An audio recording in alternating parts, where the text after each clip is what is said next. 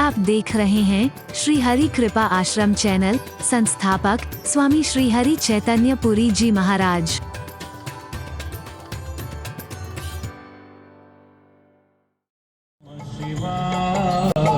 ओम नमः शिवाय। ओम नमः शिवाय।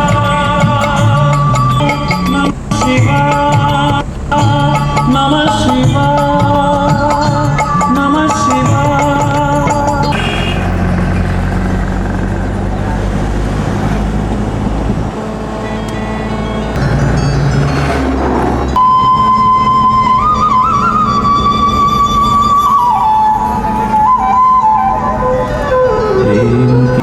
जमाने में निराली देखी,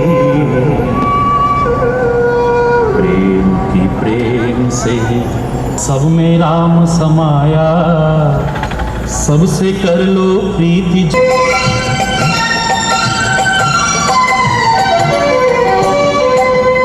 एक पिता के बच्चे हैं हम।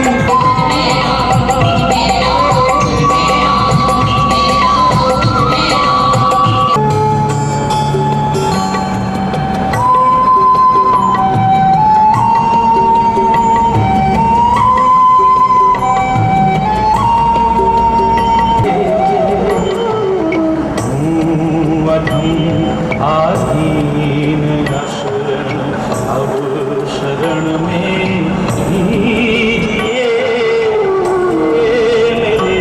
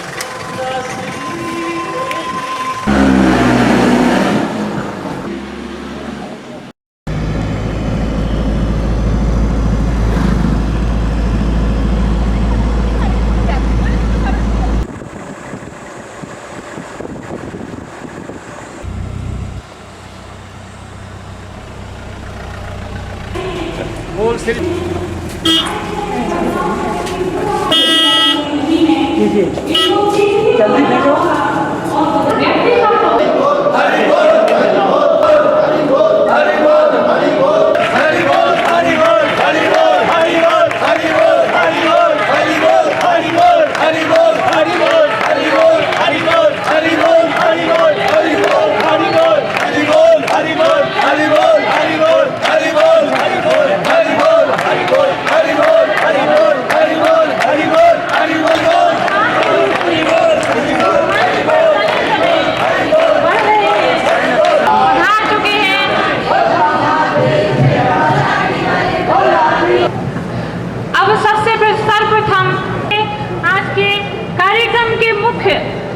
बिंदु महामहिम राज्यपाल रह चुके श्री गोरा जी से कि स्वामी जी के माध्यम से आज का ये दीप प्रज्वलित कराकर इस शुभ अवसर की स्मृति को गति दें। जैसा कि आप जानते हैं कि हमारे इस बीच जो अनायास ये अवसर आया है, इसके लिए प्रयास किया है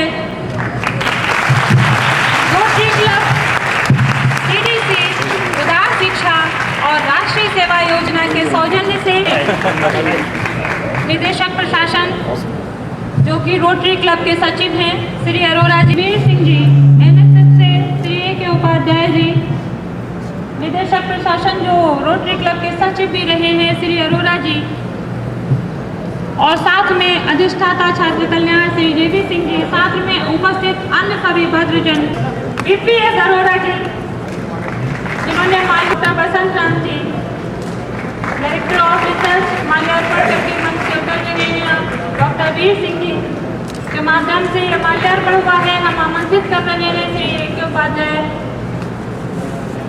एवं श्री ए.के. उपाध्याय के उपरांत हम आमंत्रित कर रहे हैं डॉक्टर वीर सिंह जी और माल्यार्पण करके जा चुके हैं, ए.के. उपाध्याय जी भी जा चुके हैं। हम आमंत्रित कर रहे हैं अन्य भद्रजनों से जिनका माल्यार्पण के लिए यहाँ पंक्ति में है।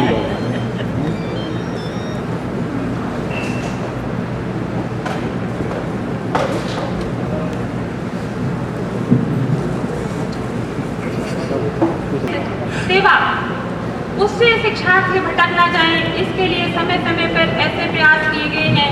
आज भी ये ऐसा ही एक प्रयास है। ये भारत की वह पवित्र भूमि रही है जहाँ पर कि सदैव से महापुरुषों ने समाज को दिशा दी है, लेकिन दुर्भाग्य है आज का कि आज समाज की दिशा बदल गई और इतनी बदल गई कि अगर उसको इस पंक्तियों में कहें कि इंसान को चांद तक ले जाती है रोटियां, इंसान को चांद तक ले जाती है रोटियां, आदमी को दर दर की ठोकरें खिलाती है रोटियां। पहले आदमी खाता था रोटियों को, आज आदमी को खाती है रोटियां।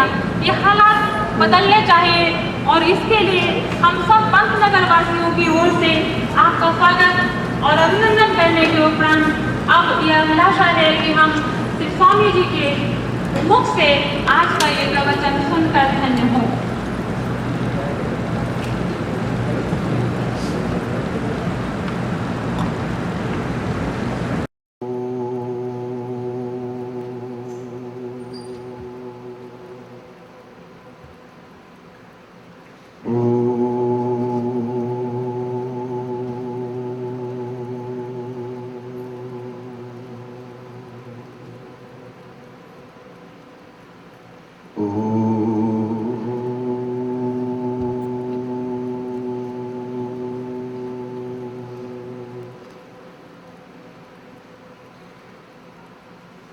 सर्वे भवन्तु सुखिनः, सर्वे सन्तु निरामया,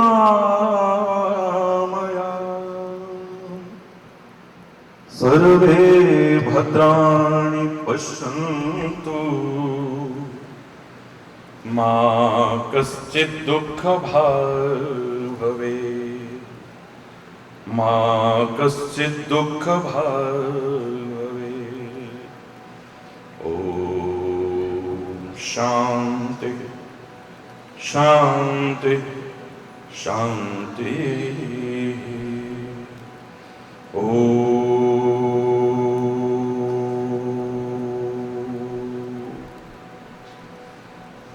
असतो मा सद्गमय, तमसो मा ज्योतिर्गमय, मृत्योर्मा अमृतं गमय।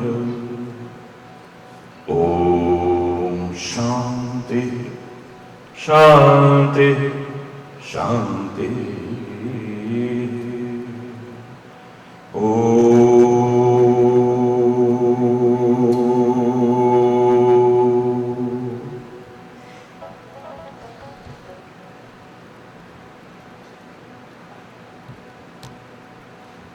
प्रारंभ करें उससे पहले उस परम सत्ता को नमन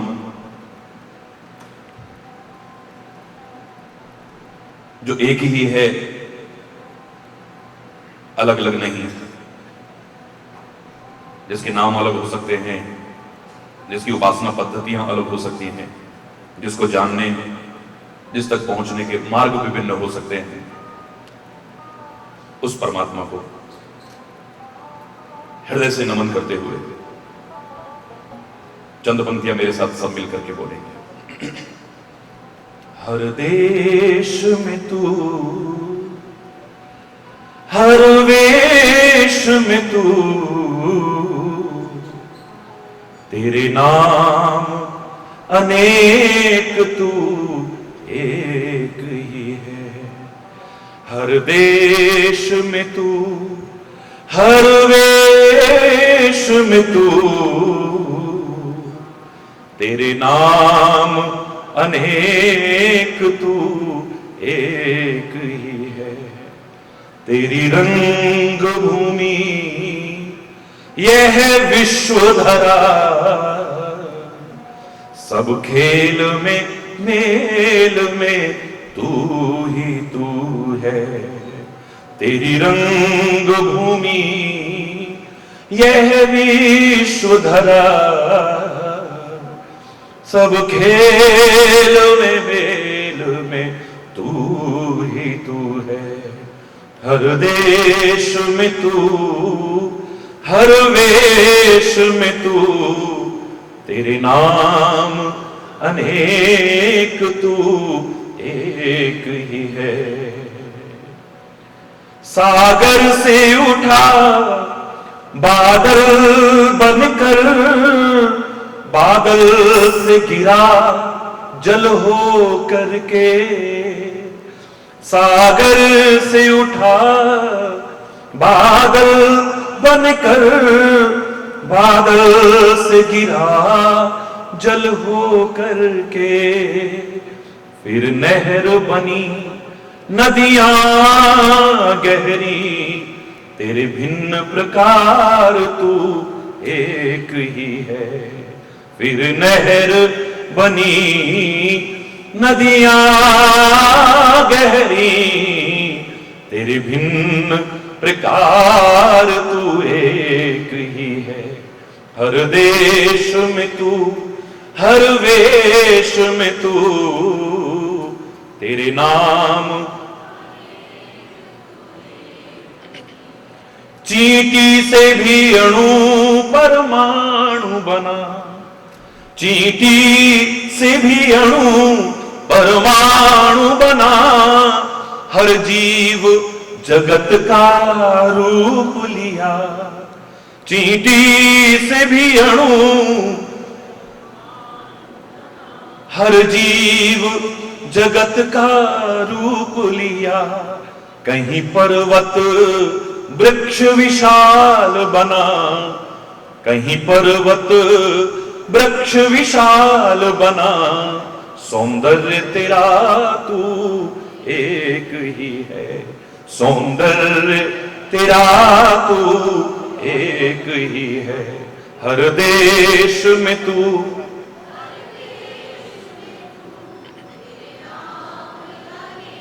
कोई बोले राम राम, कोई खुदाए, कोई सेवे गुसैया, कोई अलाए। हर देश में तू,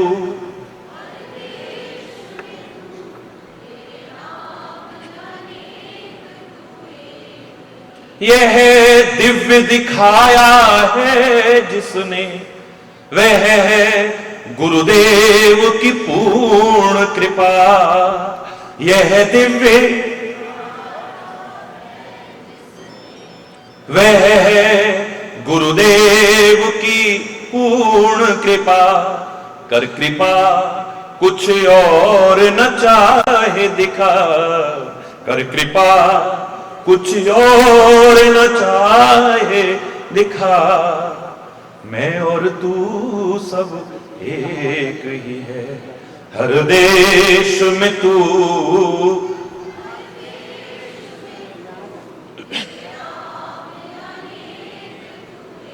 तेरे नाम अनेक तू एक ही है।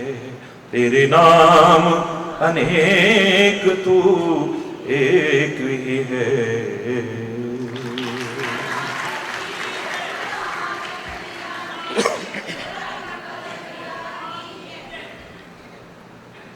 दूसरी बार पंतनगर में आपके प्यार, आपकी भावनाओं के वशीभूत व्यस्त कार्यक्रम में से भी थोड़ी देर के लिए यहां पहुंचा। यहां का वातावरण राष्ट्र के उत्थान में इस विश्वविद्यालय का और यहाँ के हमारे प्रिय कुलपति और उनके साथ सहयोगियों का जो योगदान कृषि प्रधान देश में कभी भी कम करके नहीं आंका जाएगा। और मैं पिछली बार आपसे कह के गया था कि बहुत ऊंचा स्थान रखता है ये विश्वविद्यालय और कुछ ऐसा कर सके कि आपको भी, हमारे इस प्रांत को भी, हमारे वतन को भी और अधिक इस पर नाज हो। मैं शुभकामना।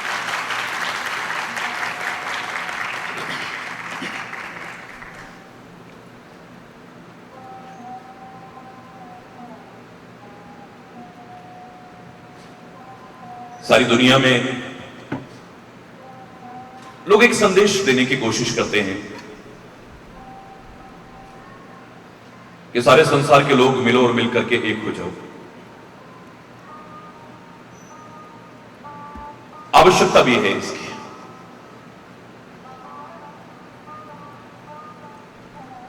एक संत ने तो यहां तक कह दिया कि दौड़ दौड़ करके मिलो सबसे, तुलसी या संसार में सबसे मिलिए धाय, न जाने किस वेश में नारायण मिल जाए। लेकिन अधूरा हमने पढ़ा, अधूरा बोला, अधूरा समझने की कोशिश की है। जहां उसने ऐसा कहा तो वहां एक तरफ यह भी कहा है कि चाह नहीं, आदर नहीं, नहीं नैनन में नेह, तुलसी तहां न जाइए चाहे कंचन बरसे में। लोग कहते हैं मिलो, मिलकर के एक हो जाओ, लेकिन हरि चैतन्य समाज की स्थिति को देख करके मजबूर होकर के एक शब्द जोड़ता है, लेकिन मिलो संसार के लोगों, मिलकर के एक हो जाओ, लेकिन शेर और बकरी की तरह नहीं, शेर और हिरण की तरह नहीं। दोनों मिलते हैं, मिलकर के एक हो जाते हैं, दूसरा तो बाकी ही नहीं रहता है। लेकिन इनके मिलकर के एक होने पर हिंसा को स्थान मिल जाता है। तुम्हारे मिलके एक होने पर जहां हिंसा को स्थान मिले, ऐसा मिलकर के एक होने की कभी कोशिश मत करना। मिलो, मैं कह रहा हूं मिलो, मिलकर के एक हो जाओ, लेकिन गंधक और पोटाश की तरह नहीं। न गंधक बुरा है न पोटाश बुरा है, लेकिन जब कभी दोनों मिले तो विस्फोट होता है। जहां तुम्हारे मिलकर के एक होने पर स्थिति विस्फोटक हो जाए, ऐसा समाज के लोगों, सारे संसार के लोगों, ऐसा मिलकर के एक होने की भी कभी कोशिश मत करना। मिलो, मिलकर के एक हो जाओ, लेकिन घी और शहद की तरह नहीं। न घी बुरा है न शहद बुरा है, लेकिन हमारे आयुर्वेद का एक सिद्धांत है कि दोनों शुद्ध अगर हो और समान मात्रा में मिला दिए जाएं तो एक नया विष उत्पन्न हो जाता है, एक जहर पैदा हो जाता है।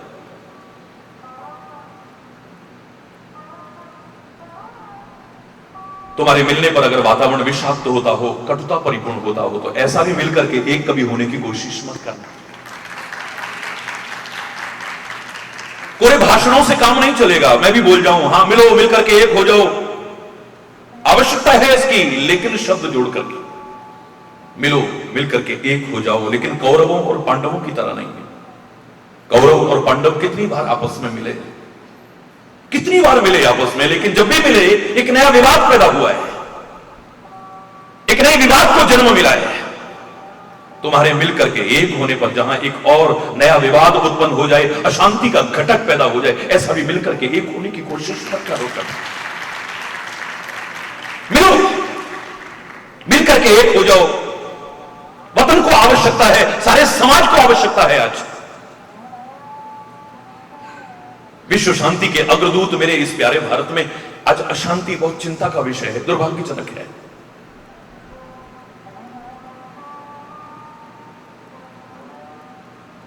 विभिन्न आधारों पर हमें लोग तोड़ने की, बांटने की कोशिश कर रहे हैं। कोई धर्म के आधार पर तोड़ने की कोशिश कर रहा है, कोई भाषा के आधार पर तोड़ने की कोशिश कर रहा है, कोई स्थान के आधार पर तोड़ने की कोशिश कर रहा है, बांटने की कोशिश कर रहा है। भारत मां की दिल के दर्द को भी मैंने आज से बहुत वर्ष पहले मजबूर होकर के इन शब्दों में व्यक्त किया था कि कुछ चेचंद हुए फिर पैदा जो जा दुश्मन से मिलते, जब जब आग लगी भारत में उनके चेहरे खिलते, तरस न खाते, जश्न मनाते, अपनी जेबें भरते, अपने नीच कुकृत्यों से इस मां को पीड़ित करते, भारत मां को पीड़ित करते। जख्मी होकर भारत माता फिर से करा रही है, आजाद भगत सिंह बोस पुत्र गांधी को बुला रही है, कर देंगे।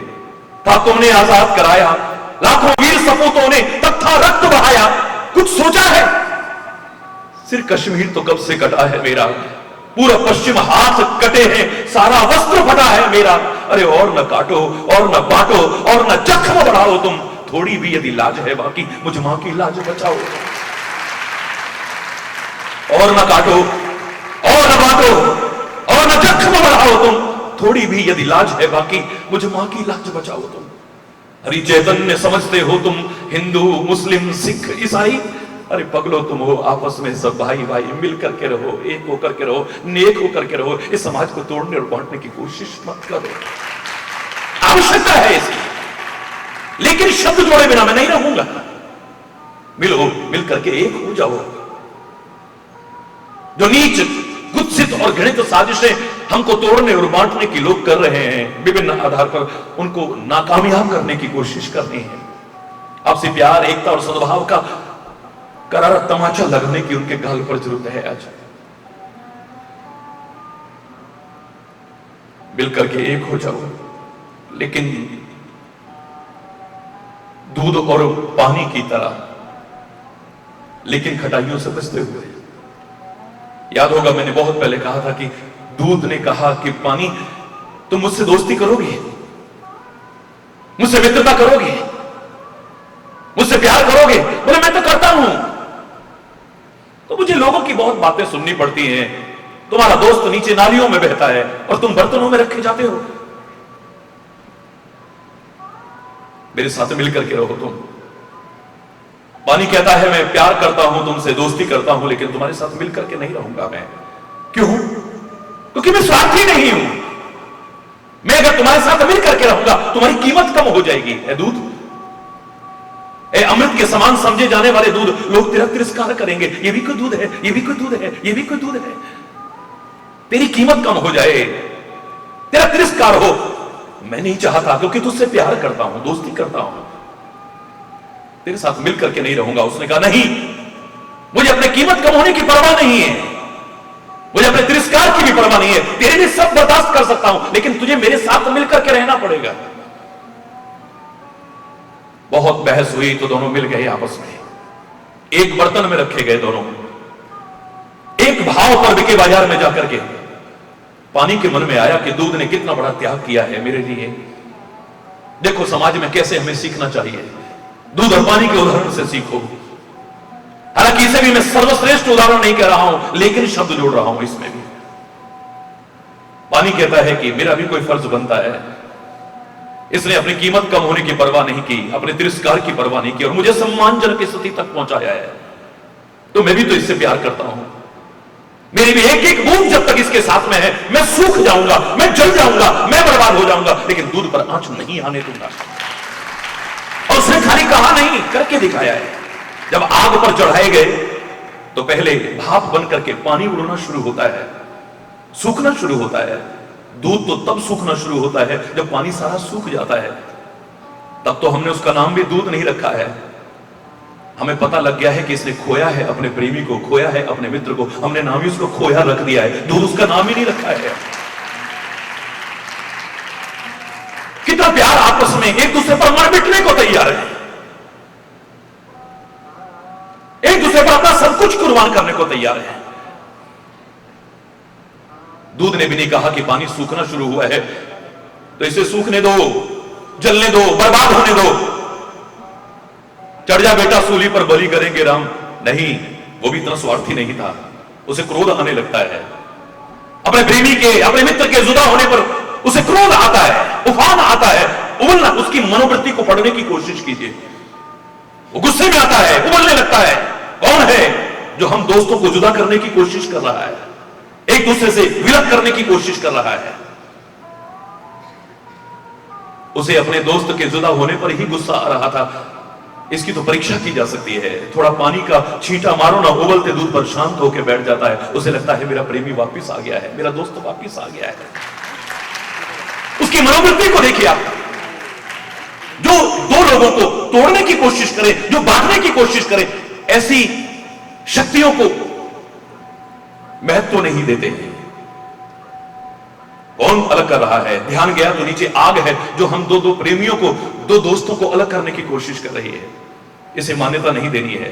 मैं उबल करके गिर जाऊं, बर्बाद हो जाऊं, लेकिन इस आग को नहीं छोड़ूंगा। वो आग को बुझाने की कोशिश करता है। कितना प्यार है आपस में, मर मिटने को तैयार है, एक दूसरे से अलग होने की कोशिश नहीं करते हैं, एक दूसरे के बिना जीने की कल्पना नहीं करते हैं। लेकिन जरा सी खटाई आ जाए तो कोई अलग करे ना करे, लेकिन खुद ही अपने आप अलग हो जाते हैं। मिलो, मिलकर के एक हो जाओ, दूध और पानी की तरह, लेकिन खटाइयों से बचते हुए। जो विभिन्न खटाइयां हमारे दिलों में आ जाती हैं।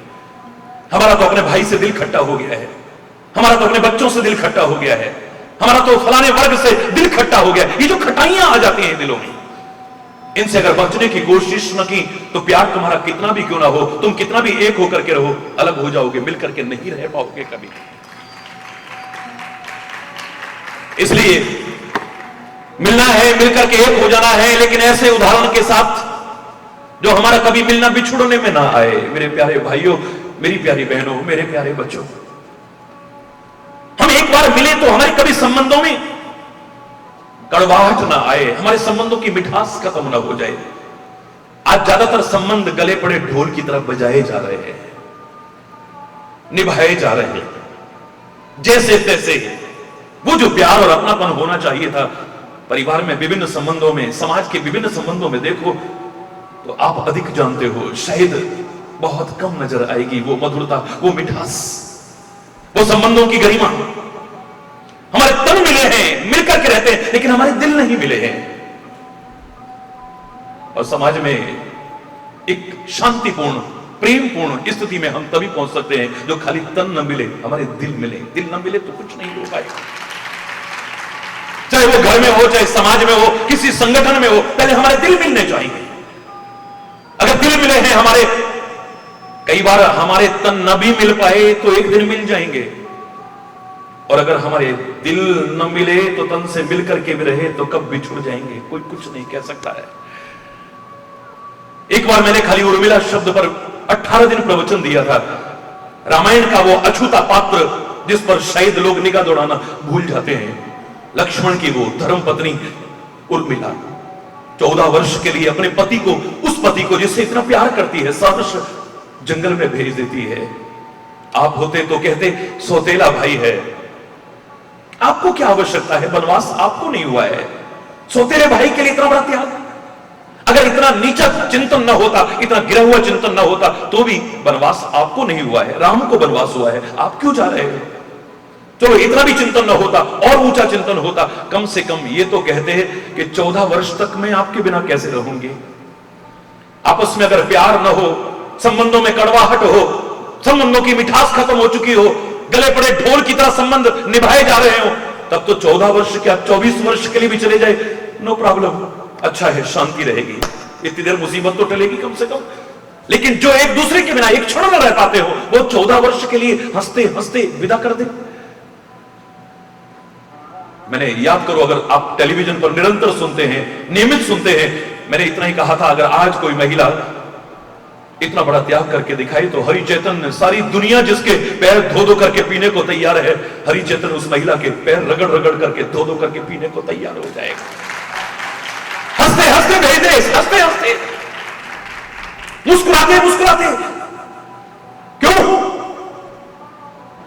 क्या वजह हो सकती है? वो कहती है मेरा नाम बता रहा है इसकी वजह को, मेरा नाम है उर्मिला, हमारे उर मिले हुए हैं। अगर किसी मजबूरी में तन अगर दूर भी रहे तो मैं जानती हूं हमारे उर मिले हैं तो तन एक दिन मिल जाएंगे, और हमारे तन मिले रहे उर न मिले तो हमारे तन भी कब बिछुड़ जाएंगे कोई पता नहीं है। हमारे तन भी कब भी छूट जाएंगे, नोबडी कैन से। पति पत्नी साथ रहते हैं, कब तलाक की नौबत आ जाएगी कोई पता नहीं है। माँ बाप बच्चे साथ रहते हैं, कब अलग अलग हो जाएंगे कोई पता नहीं है। भाई भाई साथ रहते हैं तन से मिलकर के, लेकिन दिल नहीं मिले हैं, कब बिछुड़ जाएंगे कोई कुछ नहीं कह सकता है। आंगन के बीच में दीवार कब खड़ी हो जाएगी, खेतों के बीच में मेड़ कब खड़ी हो जाएगी कोई कुछ नहीं कह सकता है। या आंगन में दीवार बाद में आती है, पहले हमारे दिल में दीवार बनती है। वो जर्मनी की वो दीवार गिरते देर नहीं लगी और बनते भी देर नहीं लगी थी। आपके सामने है, बहुत पुराना इतिहास नहीं है। वो दीवार कब आई थी, जब दिलों में दीवार आई थी। दिलों की दीवार हटी, उस दीवार को टूटने में तो एक क्षण नहीं लगा, दोनों तरफ के लोगों ने मिलकर के गिरा दिया है, एक हो गए सारे के सारे। एक क्षण लगा इस दीवार को तोड़ने में। पहले हमारे दिलों में दीवार आती है, हमारे दिल नहीं मिले। मैं तो आमतौर से बच्चों से कहता हूं, आप चर्चा करते हो आपस में, आज तेरा हैप्पी बर्थडे था, तेरे को क्या मिला, बड़ी चर्चा चलती है। खासतौर से हमारी बेटियों में, हमारी माताओं में, हमारी बहनों में बहुत चर्चा चलती है। आज तेरी मैरिज एनिवर्सरी थी, क्या मिला तेरे को, आज तुम्हारा ऐसा था, वर्षगांठ थी, क्या मिला तुमको। अपनी अपनी सामर्थ्य के अनुसार लोग बखान करते मिल जाएंगे। मेरे को डायमंड का ये मिला, मेरे को सोने का ये मिला, मेरे को ये साड़ी मिली, मेरे को ये मिला, ये मेरे को ये मिला। सब कुछ मिले और ज्यादा मिले, लेकिन तुम्हारा दिल नहीं मिला तो कुछ नहीं मिला, तुम्हें सब बेकार हो जाएगा।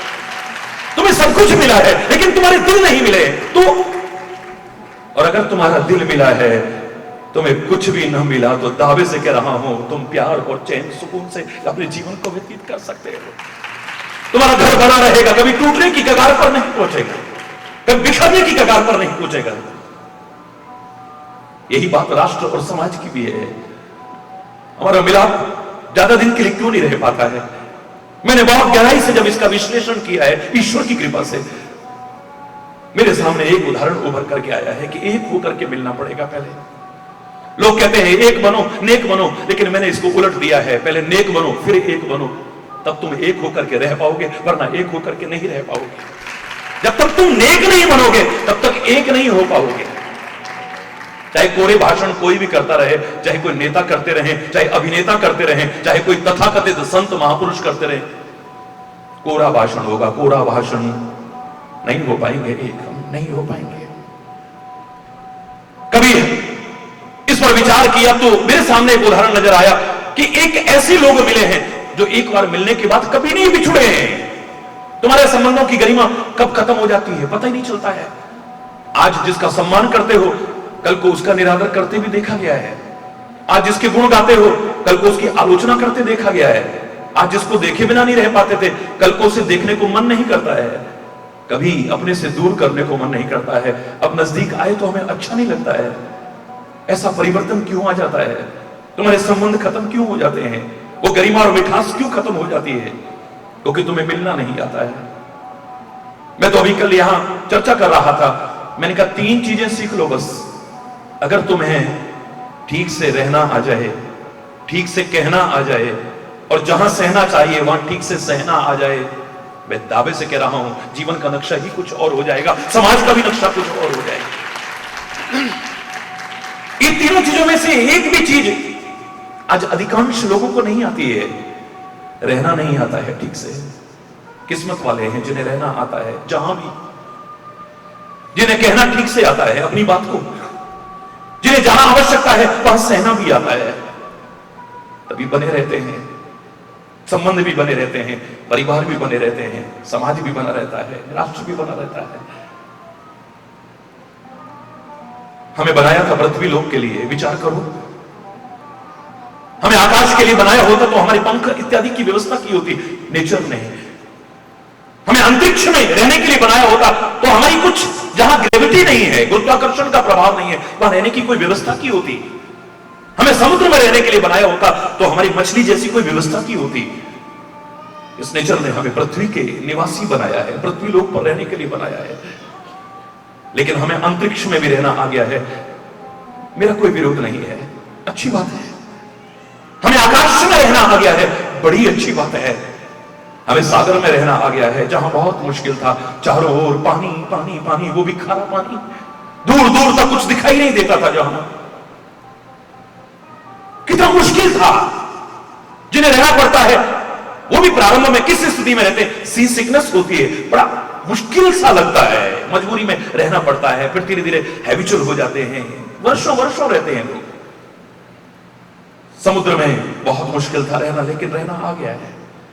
यहां तक कि समुद्र के अंदर तो और भी मुश्किल था, लेकिन हमारे वैज्ञानिक रिसर्च करते हैं, ऑक्सीजन का वो लगा, महीनों रिसर्च करते रहते हैं। ऐ मानव, बनाया पृथ्वी लोक के लिए था, तेरे को अंतरिक्ष में रहना आ गया, बड़ी अच्छी बात है। तेरे को आकाश में रहना आ गया, बड़ी अच्छी बात है। तेरे को सागर में रहना आ गया, बड़ी अच्छी बात है। तेरे को सागर की गहराइयों में रहना आ गया, बड़ी अच्छी बात है। काश इस पृथ्वी पर भी ठीक से रहना आ जाता। उस स्वर्ग की कौन बात करे, यहां स्वर्ग जैसा वातावरण हो जाता है। हमें रहना नहीं आता है ठीक से, घर में ठीक से रहना नहीं आता है, संगठन में ठीक से रहना नहीं आता है, समाज में ठीक से रहना नहीं आता है। रहना आ जाए हमें ठीक से, रहने के साथ साथ कहना भी आ जाए हमें ठीक से। इस जवान से कैसे कहना चाहिए, क्या कहना चाहिए, कब कहना चाहिए, किससे कहना चाहिए। बहुत लोग ज्यादातर जहर फैला रहे हैं। कौन फैला रहे हैं? कोई नाग नहीं फैला रहे, विषैले जीव नहीं फैला रहे हैं। खुद तो सिक्योरिटी के बीच आते हैं और ऐसे ऐसे स्टेटमेंट दे जाते हैं, और सिक्योरिटी के बीच खुद चले जाते हैं और हमको लड़ा जाते हैं, मरा जाते हैं, लहूलुहान कर जाते हैं, आग लगा जाते हैं, जिनको देख करके कई बार कहने को मजबूर होना पड़ता है। शर्म आनी चाहिए। लोग टूट जाते हैं एक घर बसाने में, और तुम्हें शर्म नहीं आती बस्तियां जलाने में। लोग टूट जाते हैं एक घर बसाने में, तिनका तिनका करके कैसे अपना आशियाना तैयार करते हैं, कैसे। और तुम सिक्योरिटी के बीच आए, विभिन्न आधार पर ऐसा ऐसा भाषण दे गए कि लोग लड़ने लगे आपस में, मरने लगे आपस में, लहूलुहान होने लगे आपस में। ऐसे लोगों को देख करके तो मैंने एक बार इतना ही कहा था कि कहने को तो इंसान है मेरी गली के लोग। मुलाजा फरमाइएगा, कहने को तो इंसान है मेरी गली के लोग, पर दिल के बेईमान है मेरी गली के लोग। गीता पे चल रहे ना ये कुरान पे चल रहे, हिंदू ना मुसलमान है मेरी गली के लोग। ये मुसलमानों ने हिंदुओं को जला दिया, हिंदुओं ने मुसलमानों को जला दिया। अरे ना हिंदू जला सकता है, ना मुसलमान जला सकता है, ना सिख जला सकता है, ना ईसाई जला सकता है, ना जैन बौद्ध पारसी, कोई नहीं जला सकता है। ऐसे लोग ना हिंदू हैं ना मुसलमान हैं, वो शैतान है, वो हैवान है। जितने कठोर शब्दों में उनकी निंदा की जाए उतना ही कम है। इनका कोई ईमान नहीं है, इनका कोई धर्म नहीं है। अरे बोलना, जोर से बोलना। अरे करोड़ों करोड़ों लोग आप जानते हैं नित्य, सामने तो लाखों लोग होते हैं, टेलीविजन पर भी करोड़ों लोग देखते हुए सारे विश्व में हरि बोल की ध्वनि से गुंजायमान करने की कोशिश करते हैं। और इस हरित क्रांति को लेकर के चलने वाले विश्वविद्यालय में हरि शब्द की तो महत्ता और भी बढ़ जाती है। हरि बोल, जोर से।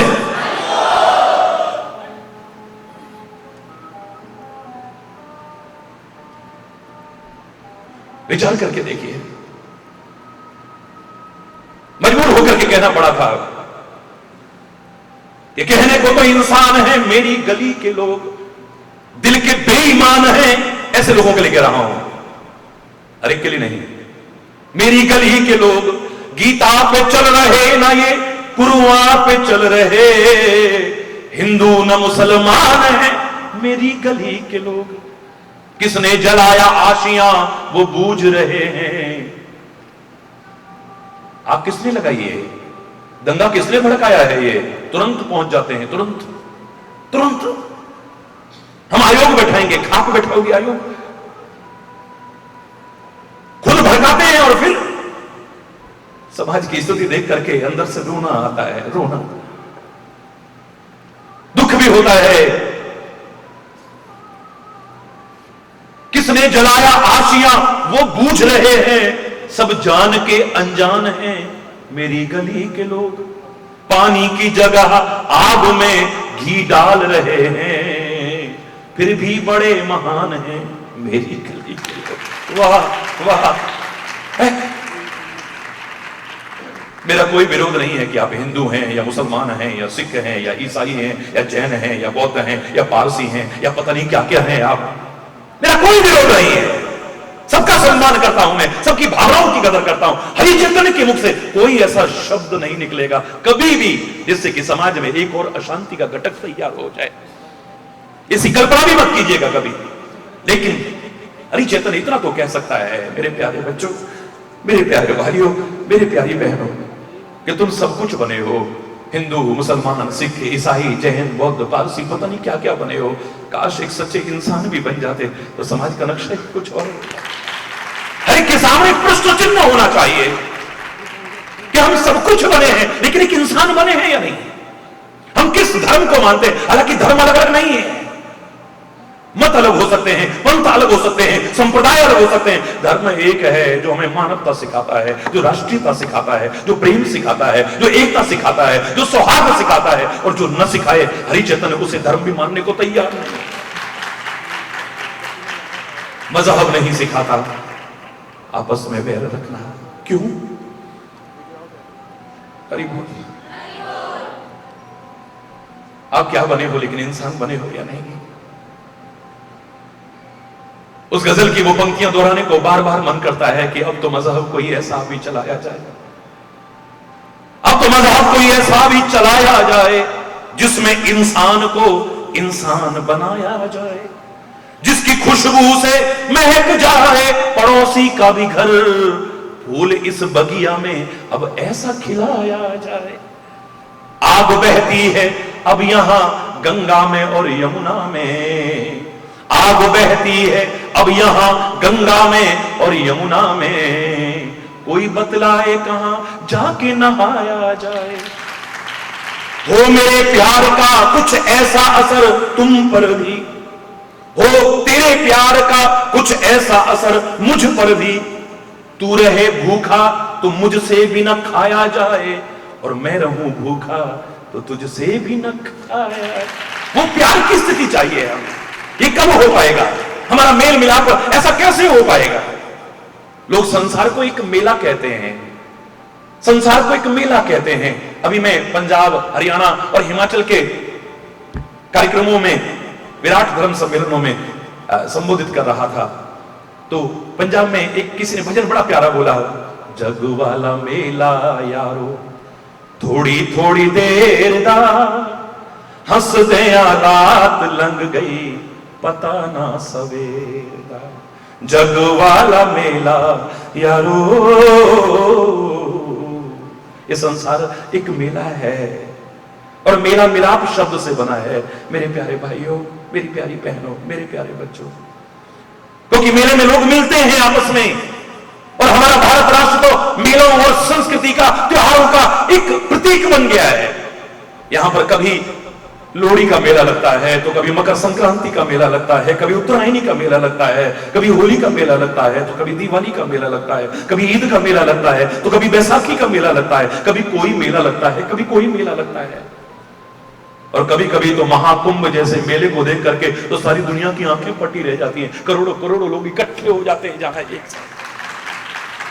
ये भारत और भारत की संस्कृति मेलों के साथ बहुत रसी मिसी है। महाराष्ट्र, गुजरात में जाएं तो गणपति का मेला लगता है, बंगाल, उड़ीसा की तरफ जाएं तो दुर्गा का मेला लगता है, कहीं पर कोई मेला लगता है, कहीं कोई मेला लगता है। मेले में जाकर के मजा आता है, क्यों नहीं आता? छोटे छोटे थे, बाल्यावस्था में हम भी गए हैं मेलों में।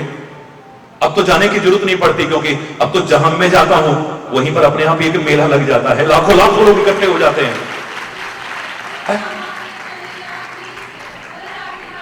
लेकिन मेले में जाकर के मजा आता है, मेले में जाकर के आनंद आता है। हर कोई सहमत है इससे। मजा ढूंढने का तरीका सबका अलग अलग हो सकता है। कोई झूले में झूल करके मजा लेता है, कोई शॉपिंग करके मजा लेता है, कोई चाट पकौड़ी खा के मजा लेता है, कोई वहां पर सर्कस देख के मजा लेता है, कोई डांस हो रहा है उसको देख करके मजा लेता है, कोई विभिन्न प्रकार के कर्तव्य हो रहे हैं उनको देख करके मजा लेता है, कोई पास में पवित्र उपासना स्थल है उसके दर्शन करके आनंद लेता है, कोई वहां पर कोई सुंदर आयोजन चल रहा है उसमें सम्मिलित होकर के आनंद लेता है। इतना तो जरूर है कि मेले में जाकर के मजा आता है, आनंद आता है। लेकिन जिसको मेले में ठीक से चलना ना आए, जिसको मेले में ठीक से बोलना ना आए, जिसको मेले में ठीक से रहना ना आए, जिसको मेले में ठीक से व्यवहार करना ना है, उसके लिए मेला कब झमेला बन जाएगा, नोबडी कैन से। एक क्षण नहीं लगेगा। देख के नहीं चलते हो? जवान संभाल के बोल, लड़ना शुरू हो गया वहीं पे। वो मेला अब मजा देने वाला नहीं, कब झमेला बन जाएगा कोई पता नहीं है। इस संसार रूपी मेले में भी जो अधिकांश लोगों के लिए झमेला सा बना हुआ है, वो चेहरे पर, अंदर तो क्या चेहरे पर भी वो प्रसन्नता, वो मुस्कुराहट, वो उल्लास, वो जोश नजर ही नहीं आता है। किसी शायर ने कहा था, जिंदगी जिंदा दिली का नाम है, मुर्दा दिल क्या खा के जिया करते हैं। वो जोश नहीं है, वो उत्साह नहीं है, वो उमंग नहीं है, वो खुशी नहीं है, वो प्रसन्नता नहीं है। अभाव हो चुका है इसका अधिकांशतः। ज्यादातर लोगों के लिए ये संसार रूपी मेला भी झमेला बन चुका है। झमेला ना बने, ये आनंददायक मेला बने, इसके लिए हमें मिलाप करना आना चाहिए। कैसे मिलना चाहिए? बहुत गहराई से उदाहरण दे ढूंढ करके ईश्वर कृपा से मुझे एक उदाहरण नजर आया है। हमारा मिलाप हमेशा के लिए सफल हो सके, हमेशा के लिए हम सब एक होकर के रह सकें, नेक होकर के रह सकें, इसके लिए एक ही उदाहरण है, मिल जाओ गंगा और यमुना की तरह। चाहे घर में हो, चाहे किसी संगठन में हो, किसी प्रतिष्ठान में हो, किसी संस्था में हो, या समाज के विभिन्न वर्गों में हो, मिल जाओ गंगा और यमुना की तरह। गंगा और यमुना इलाहाबाद में जब आपस में मिली है, उसके बाद कभी बिछड़ी हूं न किसी ने देखा था, न देख रहा है और न आगे देख पाएगा। दावे से कह रहा है, एक बार मिलने के बाद कभी बिछुड़ नहीं है, ना बिछड़ी थी, ना बिछुड़ रही है, ना आगे कभी बिछुड़ेंगी। याद करो, ऐसी क्या विशेषता है। मैं बहुत लंबी बात नहीं करूंगा क्योंकि मुझे भी आगे अभी और जाना है कार्यक्रम में हल्द्वानी। यहां से एक सूत्र देकर के जा रहा हूं, इसे जीवन में अपनाइएगा, कदम कदम पर अपनाइएगा। आपके घर घर में आवश्यकता है, पूरे समाज में आवश्यकता है इसकी। तुम्हारे संबंधों की मधुरता कैसे बनी रहे, तुम्हारा मिलाप हमेशा के लिए सफल कैसे हो सके, चाहे वो पति पत्नी का हो, चाहे भाई भाई का हो, चाहे मां बाप बच्चों का हो, या विभिन्न लोगों का हो, गंगा और यमुना की तरह मिलना पड़ेगा। एक बनो, नेक बनो नहीं, पहले नेक बनो फिर एक बनो, क्योंकि दोनों एक जैसे होकर के मिलते हैं। गंगा भी पवित्र है और यमुना भी, बोलो ना, ये तो सारे बोल सकते हो, अब आप ही बोलिए, क्योंकि आपको सीखना है, मुझे सीखना है, सबको सीखना है। ये गंगा भी पवित्र है और यमुना भी पवित्र है। गंगा का जीवन भी तीर्थ बना हुआ है और यमुना का भी तीर्थ बना हुआ है। गंगा भी परोपकारी है और यमुना भी। गंगा के सामने भी एक लक्ष्य है और यमुना के सामने भी लक्ष्य है। ज्यादातर लोगों का जीवन एमलेस है, लक्ष्य विहीन है। सारा जीवन कुछ करते तो हैं लेकिन उनका अचीवमेंट देखा जाए शून्य है। उनका जीवन कैसा है? लक्ष्य विहीन मानव का जस्ट लाइक ए पेंडुलम, जैसे घड़ी का पेंडुलम होता है, जब तक चाबी है हिलता है, डुलता है, लेकिन एक कदम भी आगे नहीं बढ़ता है। ऐसे लक्ष्य विहीन मानव सारा जीवन कुछ करता तो है लेकिन उपलब्धि के नाम पर आंखों में तो शून्य ही नजर आएगी, एक कदम आगे नहीं बढ़ पाता है। बच्चों से पूछो, व्हाट इज योर एम? प्यारे बच्चों, what do you want to be? क्या बनना चाहते हो? क्या तुम्हारा लक्ष्य है? रटा रटाया वही जो सुना सुनाया था परिवेश में, वही बोलते रहे। हम डॉक्टर बनना चाहते हैं, हम इंजीनियर बनना चाहते हैं, हम ये बनना चाहते हैं, हम नेता बनना चाहते हैं, हम वैज्ञानिक बनना चाहते हैं। अरे तुम बनना चाहते हो, बन पाओगे कि नहीं पता नहीं, लेकिन मैं कामना करता हूं, शुभ कामना करता हूं, प्रार्थना करता हूं कि आप ही नहीं सारे संसार के लोग बन सके। परमात्मा से प्रार्थना करता हूं मेरे प्यारे बच्चों, सारे संसार के बच्चों के लिए प्रार्थना करता हूं। लेकिन ये जो तुम कह रहे हो, ये बनना चाहते हैं, वो बनना चाहते हैं, दीज ऑल आर ड्रीम्स। ये क्या है? ये सपने हैं। और मैं भी बचपन से वही बात कहता हूं जो आज हमारे इस देश का प्रथम नागरिक माननीय राष्ट्रपति, कितने प्यारे शब्द उन्होंने बच्चों को कहे कि बच्चों सपने देखो, और वो भी ऊंचे ऊंचे सपने देखो। सपने भी देखो तो कभी नीचे मत देखना। मैं भी बचपन से ये कहा करता था, सपने भी देखो तो बहुत ऊंचे ऊंचे देखो। लेकिन एक लाइन और जोड़ रखी थी मैंने कि सपने देखना कोई बुरी बात नहीं है, बहुत ऊंचे देखो, लेकिन इतना याद रखना कि you have to pay the price to make them come true. उनको साकार करने के लिए तुम्हें कीमत भी चुकानी पड़ेगी। इसे भूलने की कोशिश मत करना। खाली सपने देखने से काम नहीं चलेगा। You have to pay the price to make them come true. उनको साकार करने के लिए आपको कीमत भी चुकानी पड़ेगी।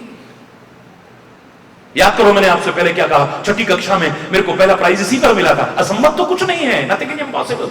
पिछली बार भी मैंने आपको कहा था, आज सारा विश्व इससे बोलता है। एक ऐसे कंपटीशन में मुझे छठी कक्षा में जो प्राइज मिला था, फर्स्ट प्राइज, मैंने इतना ही लिखा था। लोगों ने इम्पॉसिबल पर ऐसे लिखना था, 8-8, 10-10 करने लगे। मैंने खाली एक पंक्ति लिखी थी, I + M + possible is equal to impossible। Impossible की स्पेलिंग बता रहे हैं कि I am possible, impossible itself says that I am possible, so nothing is impossible in this world, I can say। कुछ भी असंभव नहीं है। It may be difficult, it may be difficult, लेकिन किन कारणों से, वो उस पर भी मैंने चर्चा की थी पिछली बार। हरि बोलना, असंभव कुछ नहीं है। तुम बनो, बहुत कुछ बनो। सबके लिए शुभकामना कर रहा हूं। कुछ ऐसा बनो कि तुम्हें भी आत्मसंतुष्टि हो, सेल्फ सेटिस्फैक्शन हो कि हमने जीवन में कुछ किया है, कुछ पाया है, कहीं पहुंचे हैं हम किसी मुकाम पर। आपको, आपके परिवार को, आपके कुल को, आपके क्षेत्र को, हमारे इस प्यारे वतन को नाज हो हमारे जीवन पर। ऐसा बने हम लोग, मेरा कोई विरोध नहीं है।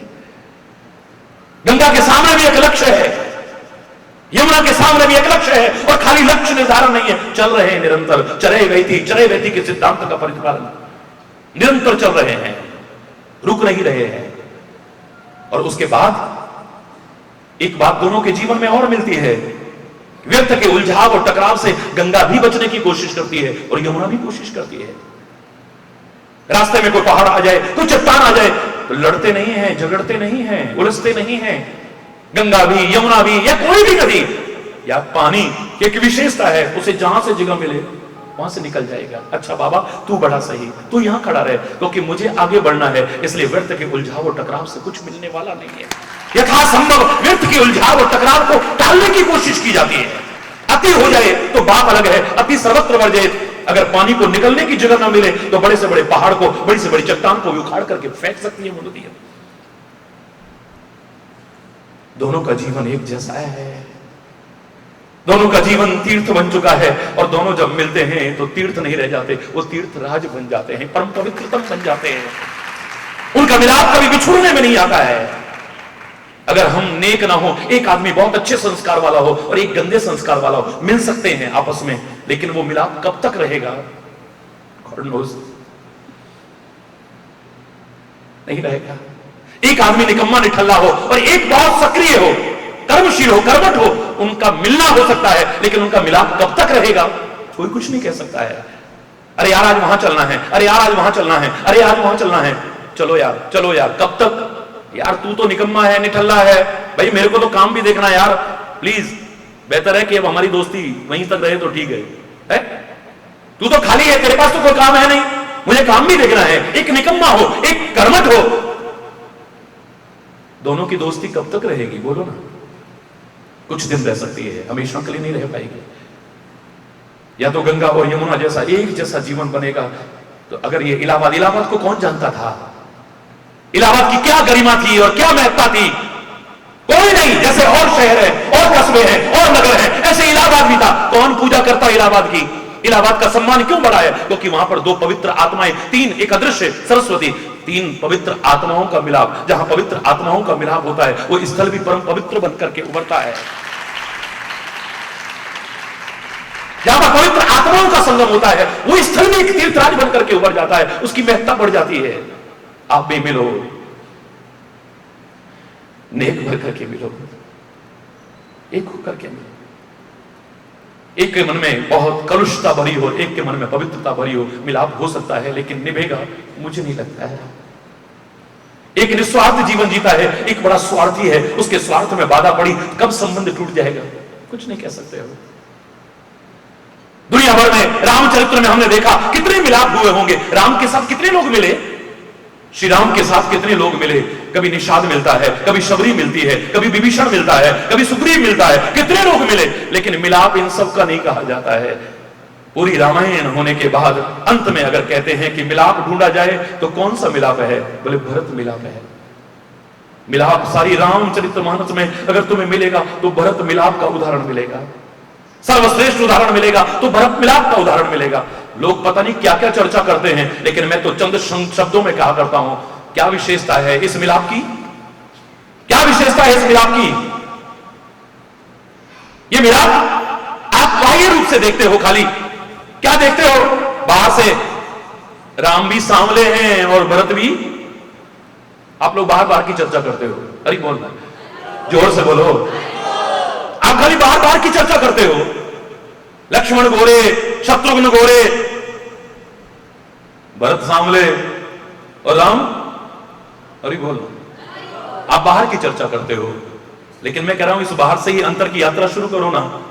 ये बाहर से एक जैसे लग रहे हैं, ये बता रहा है उदाहरण, अगर तुम एक जैसे होकर के मिलोगे तो तुम्हारा मिलाप सफल होगा, वरना नहीं हो पाएगा। यहां पर सामने वो भी, ये खाली एक बाह्य उदाहरण पर मत जाओ, खाली रूप रंग पर मत जाओ। यहां पर यह है कि जैसे थे वैसे वो भी बन जाते हैं, एक जैसे होकर के मिलते हैं, नेक होकर के मिलते हैं। अगर राम का त्याग हमारे सामने इतना बड़ा आता है कि राज तिलक होते होते वनवास हो गया, हंसते हंसते एक यात्री की तरह, जैसे धर्मशाला छोड़ करके यात्री जाता है, उसे कोई दुख नहीं होता, मुस्कुराते हुए चल देते हैं राम। अगर राम का त्याग, समर्पण, बलिदान इतना बड़ा है तो भरत का तो कहीं उससे श्रेष्ठ ही है, कम नहीं है। राम को तो वनवास हुआ है, भरत को तो वनवास भी नहीं हुआ है, राज्य हुआ है, लेकिन फिर भी जितनी तपस्या राम जंगल में कर रहा है, उस भोग, सुख और राज्य के बीच रह करके भरत जो तपस्या कर रहा है, 2 कदम आगे निकल जाता है, पीछे नहीं रहता है। एक जैसे हैं हम सब भी, एक जैसे होकर के मिले। अरे बोल, जोर से बोलो, एक जैसे होकर के मिले, नेक होकर के मिले। पहले नेक हो जाएंगे, फिर एक हो जाएंगे। हमारा परिवार, हमारा घर, हमारा क्षेत्र, हमारा प्यारा वतन, सारी दुनिया उस रूप में हमारे सामने आएगी शायद हमने कभी कल्पना भी ना की हो। और मैं तो वही चाहता हूं ना, और क्या चाहता हूं कि हर ओर सुख हो, शांति हो, समृद्धि हो, खुशहाली हो, प्यार हो, एकता हो, सद्भाव हो, मेल जोल हो, सुलूक हो। उस स्वर्ग की बातें करना ये तो मूर्खता की बातें होगी। किसने देखा है वो स्वर्ग? किसने देखा है वो नरक? जहां रात दिन कला कलेश होता है, जहां रात दिन झगड़ा होता है, जहां रात दिन फसाद होता है, जहां एक दूसरे को एक दूसरा देख करके खुश नहीं होता है, एक दूसरे की बात एक दूसरे को अच्छी नहीं लगती है, चाहे वो घर हो, परिवार हो, नगर हो, वतन हो। उस नरक की बात कहां? ये वो नरक बन चुका है, नरक जैसा वातावरण बन चुका है वहां। और जहां पर प्यार हो, मेलजोल हो, शांति हो, सद्भाव हो, सुलूक हो, सहयोग की भावना हो, एक दूसरे की भावनाओं की कदर की जाती हो,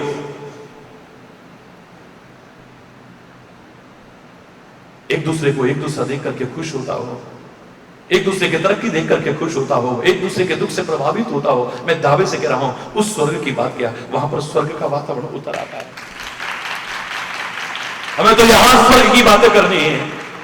अगर यहां स्वर्ग जैसा बन जाए वातावरण, उस स्वर्ग की तो फिर बात ही क्या है। यहां जो नरक बना रखा है, पहले इससे बचना पड़ेगा, इस नरक के वातावरण को हटाना पड़ेगा। स्वच्छता कितनी अच्छी लगती है, पवित्रता कितनी अच्छी लगती है, रमणीयता कितनी अच्छी लगती है। यहां यूनिवर्सिटी में आते हैं तो जहां एक और प्रदूषण के लिए कितना चिंता समाज के लोगों में, जागरूक लोगों में है, चाहे वो ध्वनि प्रदूषण पर हो, चाहे वो मृदा प्रदूषण पर हो, चाहे वो जल प्रदूषण पर हो, चाहे वायु प्रदूषण पर हो। और मैं तो कह रहा हूं इन सारे प्रदूषणों से भी कहीं ज्यादा घातक वैचारिक और सांस्कृतिक प्रदूषण है, जिसके लिए समय से हम जागरूक ना हुए तो पश्चाताप के अलावा हमारे हाथ में कुछ भी शेष नहीं रहे। जो वैचारिक प्रदूषण फैल रहा है, जो संस्कृति में प्रदूषण आ रहा है, संस्कृति में विकृति पैदा की जा रही है, इसके लिए अगर हम जागरूक ना हुए तो पश्चाताप के अलावा हमारे हाथ में कुछ भी शेष नहीं होगा। यहां पर तो उन सारे प्रदूषणों से मुक्त वातावरण मिल रहा है, और बना रह सके मैं इसके लिए शुभकामना करूंगा, क्योंकि बिगाड़ने की कब कोशिश की जाए कोई पता नहीं है। अरे बोलना, जोर से बोलो ना, और जोर से बोलो ना। विकास के नाम पर कहीं विनाश को निमंत्रण न दे दे। एक सही तरीके से हो, बहुत सुंदर तरीके से, इसके सुंदर पवित्र रमणीय वातावरण को बनाए रखते हुए, पवित्र वातावरण को बनाए रखते हुए हो, कोई विरोध नहीं है। कितना अच्छा लगता है। यही जीवन में भी अगर ऐसी ही रमणीयता आ जाए, ऐसी ही सुंदरता आ जाए, ऐसी ही दिव्यता आ जाए, मैं दावे से कह रहा हूं, जैसे यहां देख करके अच्छा लगता है, हमारे जीवन को देख करके दुनिया को आनंद आएगा, सबको अच्छा लगेगा। जैसे इन पुष्पों की सुगंधी चारों ओर फैल रही, हमारे जीवन की दिव्यताओं की सुगंधी चारों ओर फैलेगी। हमारे जीवन का सौंदर्य निखर उठेगा। कर्म तो आप कर रहे हो, बड़ी अच्छी बात है, चाहे जो कर रहे हो बड़ी अच्छी बात है, चाहे जैसे कर रहे हो, मेरा कोई विरोध नहीं है। लेकिन जीवन के सौंदर्य को विकसित करना चाहो, जीवन का सच्चा सुख और आनंद पाना चाहो, तो कर्म के साथ ज्ञान और भक्ति का सुंदर समन्वय स्थापित कर दे। कर्म ही पूजा है, अधिकांश लोग कहा करते हैं, लेकिन मैं बचपन से इससे सहमत नहीं रहा। बड़ा मुश्किल होता है, सारे समाज में जन जन इस बात को कहे और एक व्यक्ति आगे बढ़कर के शब्द कहे तो बड़ा विरोध का सामना भी करना पड़ता है। मैं कहता हूं कर्म ही पूजा है, मैं सहमत नहीं हूं। कर्म भी पूजा बन सकता है, मैं भी सहमत हूं, और विचार करोगे तो आप भी सहमत हो जाओगे। कर्म ही पूजा है, जिस कर्म के साथ विचार ना हो, जिस कर्म के साथ ज्ञान ना हो, जिस कर्म के साथ विवेक ना हो, ऐसा विवेक शून्य विचार शून्य कर्म पूजा है। हरि चैतन्य तो क्या, दुनिया का कोई भी बुद्धिजीवी इससे सहमत नहीं हो सकता है। एक व्यक्ति कर्म कर रहा है, डॉक्टर का काम क्या उसका कर्म नहीं है? बोलो, डॉक्टर अपना कर्म कर रहा है, लेकिन उसका विवेक खत्म हो चुका है। चंद स्वार्थों के लिए लोगों के ऑपरेशन के बहाने किडनियां भी निकाल लेता है। जिसको हम भगवान का स्वरूप मानते थे, वो डॉक्टर वैसी दरिंदा बन चुका है। अगर उसका वो कर्म पूजा का हो गया, कर्म तो कर रहा है वो, बोलो ना, उस कर्म को पूजा कहोगे? आप कह सकते हो, मैं नहीं कह सकता हूं। मैं ये मूर्खता नहीं कर पाऊंगा। कम से कम ऑपरेशन के बाद किडनियां निकाल लेता है, अनावश्यक टेस्ट बता करके चंद स्वार्थों के लिए लोगों को एक आर्थिक भार डालने की कोशिश करता है। उसका एक कर्म पूजा है। थोड़े से पैसों के लालच के पीछे लोगों के बच्चों को और बच्चियों को बदल देता है, ये पूजा है। गलत ऑफिस में बैठ करके कर्म कर रहा है तो कर्म पूजा है, लेकिन अगर थोड़े से लालच के पीछे तुम्हारी फाइल आगे नहीं बढ़ने देता है, ये कर्म पूजा है।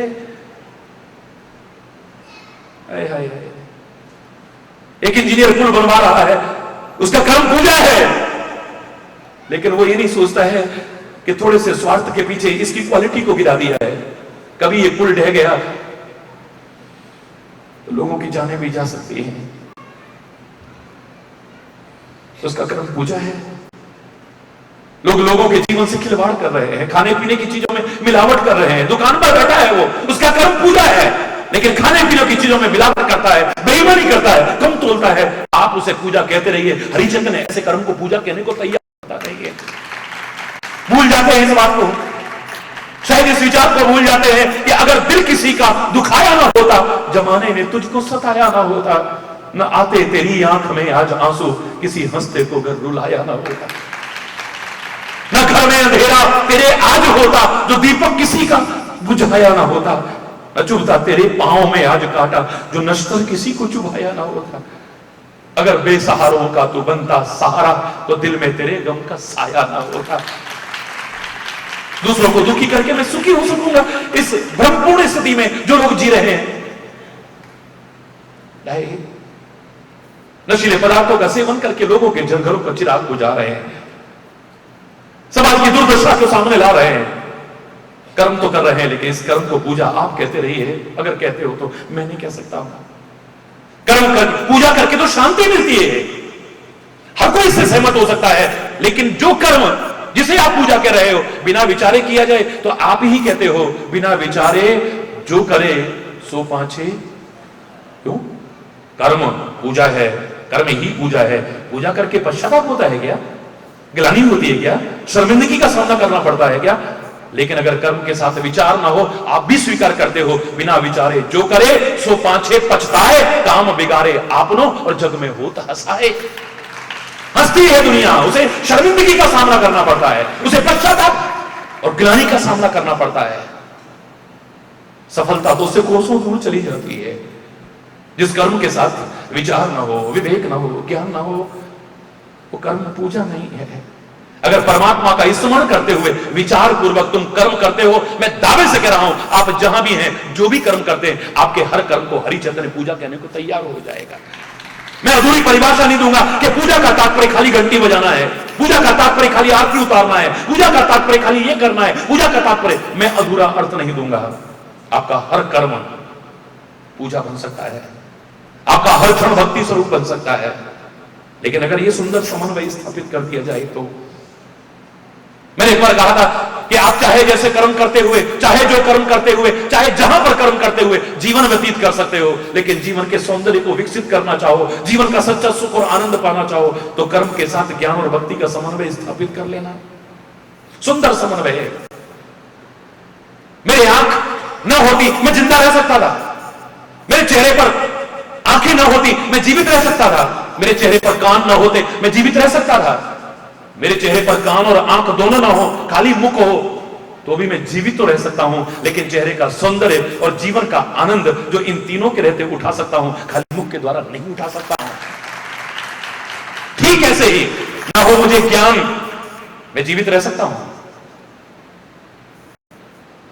न करूं भक्ति, मैं जीवित रह सकता हूं, जीवन व्यतीत कर सकता हूं, मात्र कर्म करता हुआ, चाहे जो कर्म करता हुआ, चाहे जैसा कर्म करते हुए, जहां कोई विचार नहीं है कि कर्म करना चाहिए कि नहीं करना चाहिए, या अच्छा है या बुरा है, इसमें जीवन का उत्थान होगा या पतन होगा, ये मेरे जीवन को उठाएगा या गिराएगा, कोई विचार नहीं है, कोई विवेक नहीं है।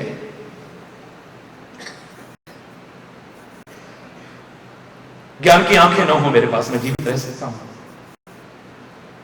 भक्ति रूपी कान मेरे पास ना हो, मैं जीवित रह सकता हूं, कर्म रूपी खाली मुख हो मेरे पास, ज्ञान और भक्ति के दोनों आंख और कान न हो तो भी जीवित तो रह सकता हूं, लेकिन जैसे चेहरे का सौंदर्य और जीवन का आनंद इन तीनों के रहते जो उठा सकता हूं, खाली मुख के द्वारा नहीं उठा सकता हूं, ऐसे ही कर्म भक्ति और ज्ञान के समन्वय से जो जीवन का सौंदर्य विकसित कर सकता हूं और सच्चा सुख और आनंद जो हासिल कर सकता हूं, मात्र कर्म करते हुए नहीं कर सकता हूं। समन्वय स्थापित करना है। समन्वय, मैंने कहा था कोई ढोंग और पाखंड में जाने की आवश्यकता नहीं, हमारा धर्म विज्ञान सम्मत है, ढकोसला नहीं है। लोगों ने ढकोसला बना दिया है, बनाने की कोशिश की, विज्ञान सम्मत है, साइंटिफिक है, हर चीज के पीछे एक लॉजिक है, बताया जा सकता है। What is the logic behind it, बता सकते हैं, कोई ढकोसला नहीं है। जब धर्म से विज्ञान दूर होता है तभी ढोंग आता है, पाखंड आता है, अंधविश्वास आता है, रूढ़िवादिताएं आती हैं, कुरीतियां आती हैं। और आज के वैज्ञानिक युग की दुहाई देने वालों, अगर विज्ञान से भी धर्म दूर कर दिया जाए, मैं चैलेंज करके कह रहा हूं, वो विज्ञान विकास का नहीं विनाश का कारण बनेगा। हमारे लाख कोशिश करके परमाणु अस्त्र बनाए, कितना समय लगा, कितना श्रम लगा, कितने साधन लगे, लेकिन उसके बाद निरस्त्रीकरण पर जोर दिया जाने लगा। अगर धर्म का चिंतन न रहा, आदमी वहशी बन गया, दरिंदा बन गया, अनजाने में भूल से किसी तरह से भी अगर ये अस्त्र चल गए, शस्त्र चल गए, तो विनाश ही विनाश होगा चारों ओर। परिपूर्ण, अगर समाज का हित चिंतन न रहा जो धर्म हमें देता है, तो पता नहीं क्या होगा फिर इस समाज का, चारों ओर विनाश ही विनाश होगा, उसके अलावा कुछ भी शेष नहीं रहेगा। जो शस्त्र थे उन्हें खत्म करने की कोशिश की गई और निरस्त्रीकरण पर जोर दिया जाने लगा। क्यों? क्योंकि विज्ञान के साथ भी अगर धर्म न, वो हमारे विकास का नहीं विनाश का कारण बन जाएगा। धर्म और विज्ञान एक दूसरे के पूरक है अगर मैं कह दूं तो कोई अतिशयोक्ति नहीं है। एक दूसरे में कोई विरोध नहीं है कह दूं तो कोई अतिशयोक्ति नहीं है। तो मैंने इतना ही कहा था, मैं तुम्हें झूठे भ्रम में नहीं रखना चाहता कि तुम लक्ष्मी यंत्र अपने घर में रख लोगे या लक्ष्मी की पूजा करोगे, तुम्हारे घर में लक्ष्मी बरस पड़ेगी। हरिचेतन इस धोखे में नहीं रखेगा कभी आपको। हरि बोल। तुम लक्ष्मी पाना चाहते हो, साधन पाना चाहते हो, भौतिक सुख सुविधाएं चाहते हो, हर कोई चाहता है, मेरा कोई विरोध नहीं है। उसका देवता लक्ष्मी नहीं है, उसका देवता श्रम है। जापान ने कौन से लक्ष्मी यंत्र को रखा था? जापान ने कौन सी लक्ष्मी की पूजा की थी? मेरी बातों का अर्थ अन्यथा मत लेना, मैं धर्म के वास्तविक स्वरूप को ही आपको बता रहा हूं। हिरोशिमा कांड के बाद कितने कम समय में आर्थिक संपन्नता जितनी जापान ने हासिल की, विश्व के किसी देश ने हासिल नहीं की होगी। लेकिन लक्ष्मी यंत्र को रख करके नहीं, लक्ष्मी की पूजा करके नहीं, श्रम के द्वारा, मेहनत के द्वारा। मेहनत है उसका देवता, लेकिन उस श्रम के साथ अगर श्रद्धा को जोड़ दिया जाए तो लाख कोशिश करके भी जो हासिल नहीं कर पा रहे हो, या सुख के साधन जुटा करके जो सच्चा सुख और सच्ची शांति हासिल नहीं कर पा रहे हो, वो भी हासिल कर जाओगे। फिर लक्ष्मी ही नहीं, लक्ष्मी पति के प्रति भी श्रद्धा रखो तो जीवन का आनंद ही कुछ और होगा। ये श्रद्धा और श्रम का सुंदर समन्वय स्थापित करना है, सुंदर समन्वय स्थापित करना है। मैं तो हमेशा कहा करता हूं, उसने कहा गांव का एक आदमी जा रहा था, पुराने जमाने की बात, सड़कें होती नहीं थी, साधन होते नहीं थे, कच्चे रास्ते थे, बारिश होने लगी, खेतों से फसल लेकर के आ रहा था बैलगाड़ी में, कीचड़ हो गई, दलदल हो गई, अचानक उसका पहिया फंस गया, गाड़ी का पहिया फंस गया। हनुमान जी का भक्त था, गाड़ी को छोड़ा, एक पेड़ के नीचे आकर के बैठा। हनुमान जी, रात होने वाली है, बड़ी परेशानी हो जाएगी, घर में लोग परेशान होंगे, उनको क्या मालूम गाड़ी फंस गई है। हनुमान जी कृपा करो, जय हनुमान ज्ञान गुण सागर, जय हनुमान ज्ञान गुण सागर, जय हनुमान ज्ञान। जितना आता था श्रद्धा से आंखों में आंसू बरसाता हुआ बोलने लगा। कहते हैं आकाशवाणी हुई, भक्त तुम्हारे प्यार में कमी नहीं है, तुम्हारी श्रद्धा में कमी नहीं है, लेकिन मूर्खता मत करो। क्या कहते हो प्रभु, मैं क्या मूर्खता कर रहा हूं? बोले मूर्खता ही है, ये हाथ पर हाथ धर के बैठने से काम नहीं चलेगा। अरे गाड़ी का पहिया फंस गया है तो पेड़ के नीचे मुझे पुकारने से काम नहीं चलेगा। अरे गाड़ी के पहिए को हाथ लगाओ और साथ में कहो जय बजरंगबली, मुझे याद करो, श्रद्धा रखो और कोशिश करो इस कीचड़ में सो क्या पहाड़ की चोटी पे से भी तुम्हारा पहिया निकल जाए तो कोई अतिशयोक्ति नहीं है। हाथ पर हाथ धर करके काम नहीं चलेगा, तुम मेहनत करो, अपनी कोशिश करो और गॉड हेल्प्स दोस्त हु हेल्प। हिम्मत मर्दा मदद खुदा, खुद कोशिश करते हैं वो परमात्मा भी उसकी सहायता करता है, और जिस वो सहायता करे सफलता न मिले ऐसा हो नहीं सकता है। मिले तुम्हें जीवन के हर क्षेत्र में सफलता मिले, मेरे बच्चों को मिले, बड़ों को मिले, सबको जीवन में सफलता मिले। दृढ़ विश्वास रखो और आगे बढ़ते रहो। हम होंगे कामयाब, हम होंगे कामयाब, हम होंगे कामयाब। एक दिन पूरा है विश्वास, मन में है विश्वास, हम होंगे कामयाब एक दिन। होगी शांति चारों ओर, होगी शांति चारों ओर, होगी शांति चारों ओर। एक दिन पूरा है विश्वास, मन में है विश्वास, होगी शांति चारों ओर एक दिन। हमारे इस पवित्र भारत देश में जो विश्व शांति का अग्रदूत रहा है, अशांति दुर्भाग्यजनक है, चिंता का विषय है। होगी यहां शांति अगर निस्वार्थ भाव से प्रयास किया जाए, अगर प्रयास किया जाए तो होगी यहां, और यहीं से सारी दुनिया में एक बार फिर शांति का संदेश गूंजेगा। आप कर्म, भक्ति और ज्ञान का सुंदर समन्वय स्थापित करके अपने जीवन को आदर्श बना सकें, महान बना सकें, दिव्य बना सकें, सुंदर बना सकें, उच्च बना सकें, यह आपका आवाहन और प्रभु से प्रार्थना है। और ऐसा हो सके इसके लिए शुभकामना करता हूं। सुखी बसे संसार सब, दुखिया रहे न कोई, यह अभिलाषा हे प्रभु मेरी पूर्ण हो। विद्या बुद्धि धन धान्य से वंचित रहे न कोई, यह अभिलाषा हे प्रभु मेरी पूर्ण हो। सर्वे भवन्तु सुखिनः, सर्वे सन्तु निरामयाः, सर्वे भद्राणि पश्यन्तु, मां कश्चित् दुःख भाग् भवेत्। नानक नाम चढ़ती कला, तेरे पाणे सर्वत्र भला। सबका भला हो, सब सुखी हो, सब समृद्ध हो, सब खुशहाल हो। बार बार इसी शुभकामना के साथ अगर कोई गलत शब्द निकला हो उसके लिए क्षमा चाहता हुआ अपनी वाणी को विराम दूंगा। एक बार जोर से बोलेंगे धर्म की, गूंज उठे, धर्म की, अधर्म का प्राणियों में, विश्व का, गौ माता की, भारत माता की, गंगा माता की, संत समाज की, भारत की देवियों की, भक्त समाज की।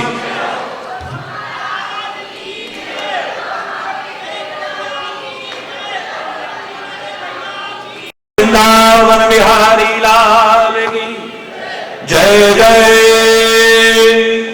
श्री राधे जय जय, श्री राधे जय जय,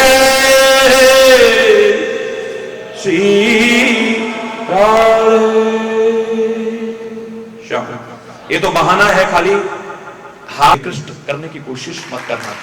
हमारी आंखों को ऊंचा बनाया है, हमारे कानों को ऊंचा बनाया है, उच्च उच्च उच्च ही देखना, निकृष्ट मत देखना, निकृष्ट मत सुनना।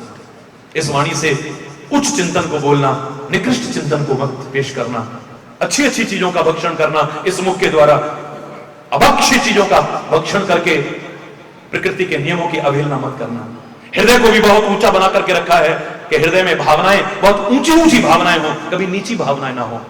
लेकिन तुम्हारे हाथों को नीचे की ओर बनाया है। ये नीचे की ओर इसलिए किया था कि तुम्हारे अंदर अभिमान ना आए, अकड़ ना आए। ये पैरों की ओर दिख रहे हैं कि तुम औरों के आगे झुकना सीखो, औरों के आगे विनम्रता का भाव ला सको, औरों को अभिवादन कर सको, इसलिए नीचे की तरफ रखा था। ये तो रखना, अपने बड़ों का सम्मान करना, अपनी संस्कृति का सम्मान करना, अपने महापुरुषों का सम्मान करना, उनके चरणों में झुकने का भाव रखना। अभिमान मत, अभिमानी नहीं झुक सकता है, जो विनम्र होगा वही झुक सकता है। और यहां पर तो आप झुकोगे भी, यहां गिरोगे भी तो ऊंचे उठोगे। मैंने एक बार कहा था, किसी ने पूछा महाराज जी मंदिर मस्जिद में फर्क क्या है? याद करो मैंने क्या कहा था, उधर मंदिर, उधर मस्जिद, उधर गुरुद्वारा, उधर गिरजा, उधर गिरजा, उधर गिरजा, तेरा मन आए वहां गिर जा। लेकिन है मानव, चरित्र से मत गिर, प्रेम से मत गिर, एकता से मत गिर, सद्भाव से मत गिर। गिरना है तो देश की संस्कृति के चरणों में, गिरना है तो बड़े बुजुर्गों के चरणों में गिर जा, इस देश की संस्कृति के चरणों में गिर जा, महापुरुषों के चरण। यहां गिरेगा भी तो तेरा जीवन उठ जाएगा। ये हाथ नीचे की तरफ, पैरों की ओर, यानी झुकना सीखो, विनम्रता सीखो। विनम्रता का भाव है, जो जो तुम्हारे अंदर सद्गुण आएंगे, तुम्हारे अंदर एक सादगी आएगी, विनम्रता आएगी। विद्या भी हासिल करते हो तो उसका फल क्या बताया है? विद्या ददाति विनयम, कुपात्र को नहीं, सुपात्र को। लेकिन जहां कर्म करने की बात आए तो हरि चैतन्य और इस संस्कृति के विभिन्न प्रचार करने वाले बार बार आपके हाथों को ऊंचा उठवाते हैं। ये खाली हाथ उठाने मात्र से काम नहीं चलेगा। क्यों उठवाते हैं? ये बताते कि इन हाथों से कर्म भी करना है, इन हाथों से ऊंचे ऊंचे कर्म करना, कभी नीचे कर्म करने की कोशिश मत करना। जहां एक और मन में भाव है कि हम सरेंडर करते हैं उस परम सत्ता के आगे, जिसे तुम राम कहो, कृष्ण कहो, शिव कहो, अल्लाह कहो, वाहेगुरु कहो, खुदा कहो, जो भी कहो, वो परम सत्ता, उसके आगे सरेंडर कर रहे हैं। हाथ उठाने का मतलब सरेंडर। जीता रखे तो हमको या धड़ से सर उतारे, अब फकीरे आशिक कहता है यूं पुकारे, राजी हैं हम उसी में जिसमें तेरी रजा है, यहां यूं भी वाह वाह है, यहां यूं भी वाह वाह है। इसका मतलब है समर्पण। लोग गुंडों के आगे करते हैं, डकैतों के आगे करते हैं, लुच्चे लफंगों के आगे करते हैं, हम लोग उनके आगे नहीं है। परमात्मा, हम तेरे सामने आत्मसमर्पण करने की कोशिश कर रहे हैं। हरि बोल, जोर से और जोर से। एक सूचना जो मेरे को अभी तक नहीं थी, अभी अभी लिख करके यहां भेजा है कि यहां हमारे इस भारत के गौरव पंतनगर कृषि विश्वविद्यालय का एक बहुत ही मेधावी छात्र सुरेश, उसका आकस्मिक रूप से देहांत हो गया। मैं हार्दिक संवेदना व्यक्त करता हूं।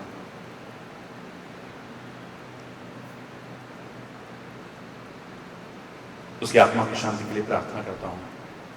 उसके परिवार जिनके साथ ये दुर्घटना बीती है, जो ये समझ सकते हैं इस दुख को, कहना बहुत सरल है, लेकिन जिसके साथ उन्हें इसे सहने की शक्ति परमात्मा प्रदान करे, और आगे कल जो गुजरा वो फिर से न गुजरे, आने वाला वो कल ऐसा हो ना।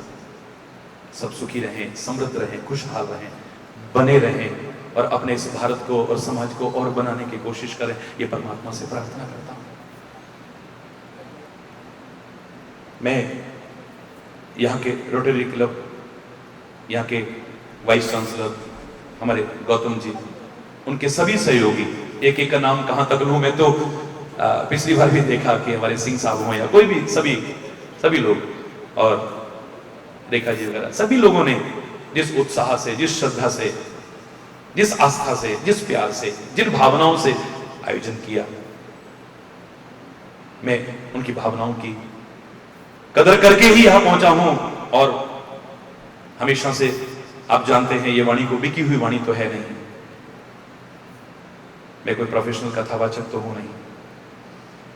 प्यार और भावनाओं से ही सारे विश्व में खिंचा जाता रहा हूं, आ रहा हूं, आगे भी आता रहूंगा। ये बना रहे, आपका महाराज जी के प्रति है, धर्म के प्रति है, संस्कृति पे आपस में भी बना रहे, मैं आपका आह्वान करूंगा।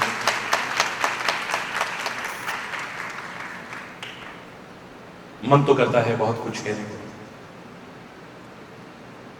लेकिन समय की मर्यादा है।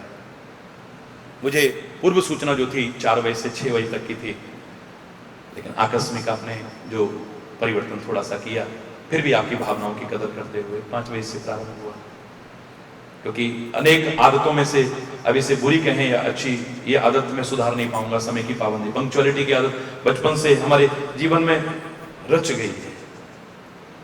मैं घड़ी नहीं पहनता, लेकिन लोग मुझसे घड़ियां मिलाते हैं।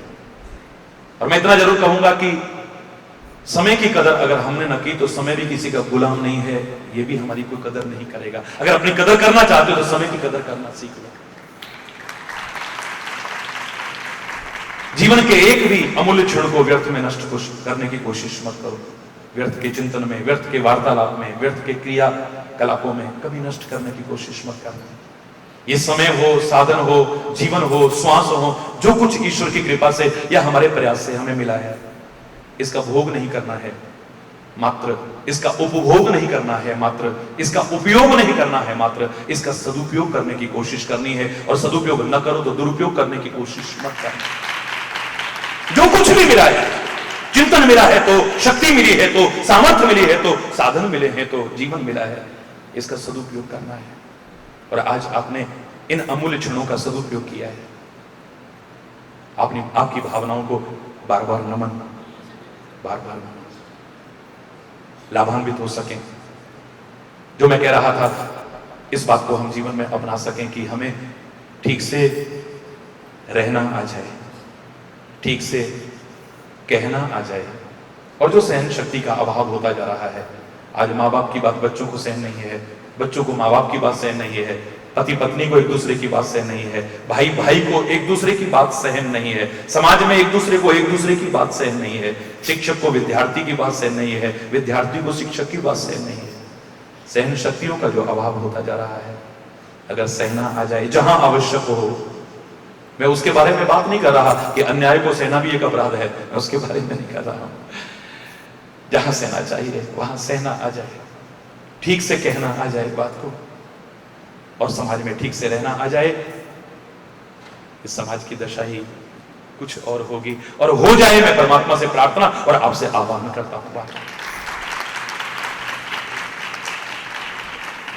समय अभाव के कारण आगे के कार्यक्रम की ओर प्रस्थान करने के कारण अगर कोई गलत शब्द निकला हो, उसके लिए क्षमा चाहता हुआ अपनी वाणी को यहीं विराम दूंगा। हालांकि दे चुका था, लेकिन बीच में एक जो और संदेश यहाँ पहुंचा, वो बहुत हृदय को झकझोरने वाला था, व्यतीत करने वाला था। परमात्मा उसको तो शांति दे, आगे सर्वत्र सुख शांति रहे, समृद्धि और खुशहाली रहे, सबका जीवन सलामत रहे, और जीवन में कुछ ऐसा कर सके कि जीवन सार्थक हो, निरर्थक न हो। बार बार यही कामना। मेरे साथ 2 पंक्तियां जरूर दोहराइए।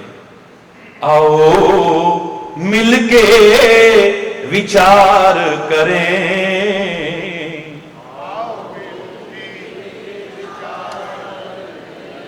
पहले हम आप सुधरें, फिर सबका सुधार करें।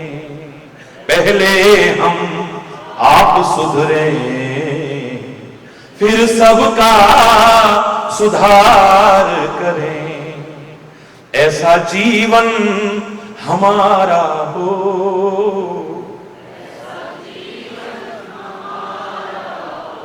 चांद सितारों से बढ़कर उजियारा हो, चांद सितारों से बढ़कर उजियारा हो। हम भी वो कर्म करें,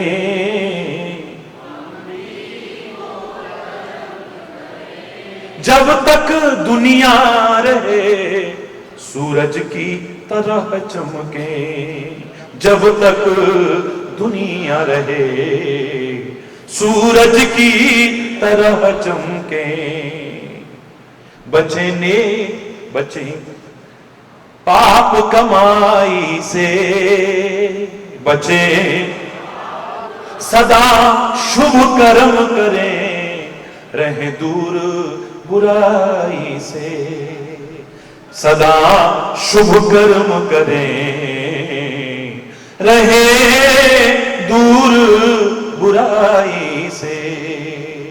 सब हैं मेहमान यहाँ, सब हैं मेहमान यहाँ, करके भलाई जो गए उनके हैं निशान यहाँ, करके भलाई जो गए उनके हैं निशान यहाँ। शुभकामना है मेरी, शुभकामना, प्रभु सबको दे सन्मति, प्रभु सबको दे सुमति, सद्भावना है मेरी, प्रभु सबको दे सुमति, सद्भावना है मेरी। हरि बोल, हरि बोल, हरि बोल। धन्यवाद, बहुत बहुत धन्यवाद। एक ही है हर देश में तू, हर वेश में तू, तेरे नाम चींटी से भी अणु परमाणु बना, चींटी से भी अणु परमाणु बना, हर जीव जगत का रूप लिया, चींटी से भी अणु, हर जीव जगत का रूप लिया, कहीं पर्वत वृक्ष विशाल बना, कहीं पर्वत वृक्ष विशाल बना, सौंदर्य तेरा तू एक ही है, सौंदर्य तेरा तू एक ही है, हर देश में तू। कहाँ तैयार करते हैं, कैसे, और तुम सिक्योरिटी के बीच आए, विभिन्न आधार पर ऐसा ऐसा भाषण दे सकता है, ना ईसाई चला सकता है, ना जैन बौद्ध पारसी कोई नहीं चला सकता है। ऐसे लोग ना हिंदू है, ना मुसलमान है, वो शैतान है, वो हैवान है। जितने कठोर शब्दों में उनकी निंदा की जाए, इनका कोई ईमान नहीं है, इनका कोई धर्म नहीं है। अरे बोल, जोर से बोला ना।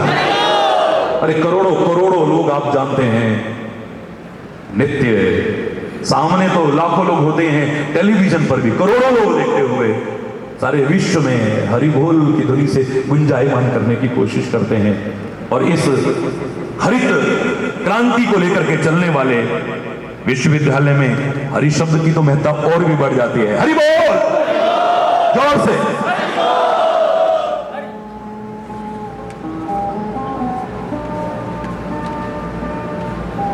विचार करके देखिए, मजबूर होकर के कहना पड़ा था, ये कहने को तो इंसान है, मेरी गली के लोग दिल के बेईमान हैं, ऐसे लोगों के लिए कह रहा हूं। अरे के लिए नहीं, मेरी गली के लोग गीता पे चल रहे ना, ये कुरान पे चल रहे, हिंदू न मुसलमान है, मेरी गली के लोग। किसने जलाया आसियां वो बूझ रहे हैं। आप किसने लगाई है दंगा, किसने भड़काया है? ये तुरंत पहुंच जाते हैं, तुरंत। हम आयोग बैठाएंगे, खाक बैठाओगे आयोग, खुद भड़काते हैं और फिर समाज की स्थिति देख करके अंदर से रोना आता है, रोना, दुख भी होता है। किसने जलाया आसियां वो बूझ रहे हैं, सब जान के अनजान हैं मेरी गली के लोग। पानी की जगह आग में घी डाल रहे हैं, फिर भी बड़े महान हैं मेरे कवि। वाह वाह। मेरा कोई विरोध नहीं है कि आप हिंदू हैं या मुसलमान हैं या सिख हैं या ईसाई हैं या जैन हैं या बौद्ध हैं या पारसी हैं या पता नहीं क्या क्या हैं आप। मेरा कोई विरोध नहीं है, सबका सम्मान करता हूं मैं, सबकी भावनाओं की कदर करता हूं। हरि चैतन्य के मुख से कोई ऐसा शब्द नहीं निकलेगा कभी भी जिससे कि समाज में एक और अशांति का घटक तैयार होता है। इसकी कल्पना भी मत कीजिएगा कभी। लेकिन हरि चैतन्य इतना तो कह सकता है, मेरे प्यारे बच्चों, मेरे प्यारे भाइयों, मेरी प्यारी बहनों, कि तुम सब कुछ बने हो, हिंदू मुसलमान सिख ईसाई जैन बौद्ध पारसी पता नहीं क्या क्या बने हो। काश एक सच्चे इंसान भी बन जाते तो समाज का नक्शा ही कुछ और। हर एक के सामने प्रश्न चिन्ह होना चाहिए कि हम सब कुछ बने हैं लेकिन एक इंसान बने हैं या नहीं।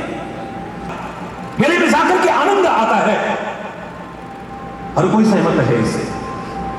मजा ढूंढने का तरीका सबका अलग अलग हो सकता है।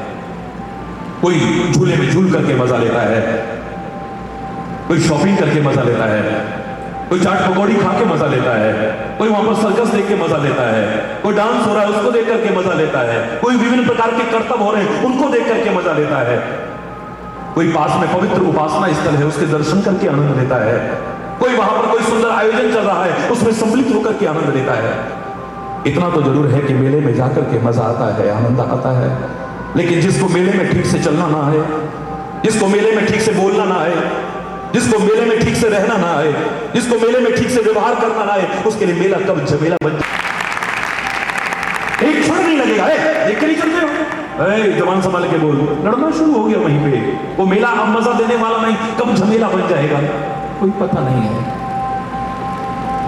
इस संसार रूपी मेले में भी जो अधिकांश लोगों के लिए झमेला सा बना हुआ है कि दे उन नेत्रों के द्वारा जो अर्जुन देख रहा था, वही संजय वहां बैठा बैठा भी उस अद्भुत दृश्य को देख रहा है।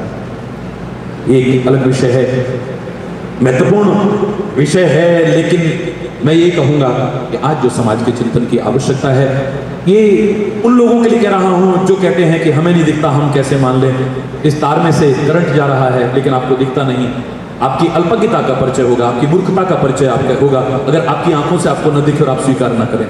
दूध में मक्खन है, आपको नहीं दिखता लेकिन है, अगर आप नकारते हैं आंखों से न दिखने के कारण, तो आपकी अल्पज्ञता का, लिटिल नॉलेज का, मूर्खता का परिचय होगा। हवा चल रही है लेकिन दिखती नहीं, यू कैन फील इट। गर्मी पड़ती है, यू कैन फील इट, आंखों से नहीं दिखती है। मेरे शरीर में दर्द होता है, देख नहीं सकता हूं लेकिन मैं अनुभव कर सकता हूं। हर कोई अनुभव कर रहा है। कोई तो ऐसी सत्ता है जो सारी सृष्टि का संचालन कर रही है। फर्क इतना हो सकता है कि कोई उसे ओंकार के रूप में मान ले, कोई एक ओंकार के रूप में मान ले, कोई क्रॉस के रूप में मान ले, कोई चांद के रूप में मान ले, मेडिकल साइंस RX के रूप में मान ले, कोई किसी रूप में मान ले, कोई किसी रूप में, कोई निराकार मान ले, कोई साकार मान ले। फर्क इतना हो सकता है। मुझे आनंद मिला है, वही आनंद सबके बीच बांटने की कोशिश कर रहा हूं। हर अनुभूति कोशिश करता हूं जो मेरे जीवन को संवार सकी है, बदल नहीं सकी, संवार सकी है, वो आप तक भी पहुंचे। क्योंकि आप लाठी वाला भैया मुझे कहते हैं। संतों और गुरुओं से ऐसा अपनत्व का रिश्ता शायद यही दुनिया में किसी ने जोड़ने की कोशिश की होगी जो सारे विश्व में आपने जोड़ी है। तो आपकी भावनाओं की कदर करते हुए मैं इतना कहूंगा कि मैं हर अनुभूति को बांटने की कोशिश करता हूं, लेकिन कुछ ये वास्तविकता है, टालने वाली बात नहीं। फिर कह रहा हूं आप you can express in words. आप भी लाभान्वित हो, जो बचपन से मुझे मिला है उसकी कृपा से मैं कामना कर सकता हूं, और वो जीवन जो मार्गदर्शन के रूप में ईश्वर कृपा से आप तक पहुंचा रहा हूं उसे अपनाइए। जैसे दूध में मक्खन है, दिखता नहीं है लेकिन आप पा सकते हो। अगर जमा लो उसे, जमाना ध्यान की एकाग्रता का प्रतीक है। आप हिलाएंगे डुलाएंगे नहीं जमेगा। और फिर जितना समुचित मंथन है उतना मंथन करिए, वैचारिक मंथन जो आवश्यक है। ज्यादा करोगे तो भी गड़बड़ हो जाएगा। बहुत से पागल होते देखे हमने, बहुत ज्यादा वैचारिक चिंतन भी, मंथन भी गड़बड़ कर देता है। जितना समुचित है, जैसे उस दही को बहुत ज्यादा बिलोगे तो मक्खन घुल मिल जाएगा, कम बिलोगे तो निकलेगा नहीं। जितना समुचित मंथन है उतना मंथन किया जाए। ध्यान की एकाग्रता का प्रतीक जमाना, वैचारिक मंथन का प्रतीक वो मथना, मक्खन निकल सकता है। आप उसको अपनी आंखों से भी देख सकते हो। ऐसा कोई असंभव नहीं है, क्योंकि nothing is impossible in this world. दादों से कह रहा हूँ, लेकिन इसके लिए you have to do something. कोई बातों से, सुनने से या सुनाने से नहीं होगा। वो चिंतन जो आपके सामने रख रहा हूँ अपने जीवन में अपनाइए, कर्म, भक्ति और ज्ञान का सुंदर समन्वय स्थापित कीजिए। ईश्वर की कृपा हम सब पर हो, उसकी कृपा के और उसके पाने के हम अधिकारी बन सकें, हम सब इस शुभकामना के साथ। मन मेरा भी नहीं कर रहा है वाणी को विराम देने को। अगर आपकी भावनाएं इतनी ऊंची हैं कि आप इतनी श्रद्धा से, इतनी आस्था से, इतनी शांति से सुन रहे हो और आपका मन नहीं भर रहा है और सुनना चाहते हैं, मैं तो इसी के लिए समर्पित हूँ। लेकिन कार्यक्रम आगे भी है, उसके कारण किंतु परंतु चूंकि चुनाचे बट, लेकिन ऐसे शब्द समय पर ही शब्द कोई बुरा नहीं होता, लेकिन ऐसे टाइम पे बड़े अजीब से लगते हैं। I don't want to go but I have to go. धन्यवाद, बहुत बहुत धन्यवाद। आपने इस जिज्ञासा का समाधान कर दिया और आपको देखकर, आपको सुनकर ये अनुभूति मैं सोचती हूँ यहाँ बैठे प्रत्येक हृदय ने की होगी कि कुछ ना कुछ उस साक्षात्कार की एक झलक और प्रकाश शब्दों के माध्यम से हमारे दिल में उतर गया। ये हमारे लिए गर्व की बात है। आपकी रहमत का हम क्या बयां करें, हमने सुना है, आपकी रहमत का हम क्या बयां करें। किस्मत बदल देते हैं आपके द्वार के पत्थर। आपके स्वामी जी हमारे बीच स्टूडियो आए हैं, तो आज हमारी किस्मत ही बदल रही है और इस किस्मत बदलने में जिन्होंने साथ दिया है हम उनके आभारी हैं। टीडीसी से श्री HK सिंह, राष्ट्रीय सेवा योजना के समन्वयक डॉक्टर AK उपाध्याय, उदार शिक्षा के doctor Veer Singh, rotary club के अध्यक्ष डॉक्टर बसंत राम एवं सचिव डॉक्टर DPS अरोड़ा, इसके अलावा शायद त्रुटिवश मुझसे कोई नाम छूट गया हो, और अपने इस पंतनगर विश्वविद्यालय के माननीय कुलपति और माननीय कुलपति महोदया, बाकी इन सभी ने जिसने ये सहयोग दिया, जिन्होंने आज के आयोजन में सहयोग दिया है, जिनके सौजन्य से आज स्वामी जी का दर्शन और उनकी वाणी का इतना समीप से हमारे जीवन के लिए प्राप्त करने का सौभाग्य मिला है। हम आप सबका धन्यवाद इन सभी आयोजकों की ओर से कर रहे हैं, अपनी ओर से नहीं, क्योंकि हमको आज्ञा मिली है। और स्वामी जी के श्रीमुख से निकले हुए शब्द तो हमें प्रसाद में मिल गए, लेकिन जिव्या के प्रसाद के लिए हम निवेदन कर रहे हैं। आज के आयोजक अरोड़ा जी आ चुके हैं। त्रुटि हो, आयोजन की ओर से कोई भी त्रुटि हो, क्योंकि ईश्वर का स्वभाव है शबरी का हो या राजगद्दी मथुरा की हो, दोनों ही जगह उन्हें प्रसन्नता मिलती है। तो आपको यहाँ प्रसन्नता मिली, ये हमारा सौभाग्य है, क्योंकि एक रूप से अंश और अंशी में हम आपके संबंधी तो हो ही गए। आप भी ईश्वर के, हम भी ईश्वर के, तो पुनः हमें ये अवसर ईश्वर दे। इसके साथ हम क्षमा प्रार्थना करते हैं। आप सबका धन्यवाद ज्ञापित करते हैं। हरि बोल, हरि बोल। तू देश में तेरी रंगभूमि, यह है विश्वधरा, सब खेल में मेरी विश्वधरा। हरि बोल, हरि बोल, हरि बोल, हरि बोल, हरि बोल।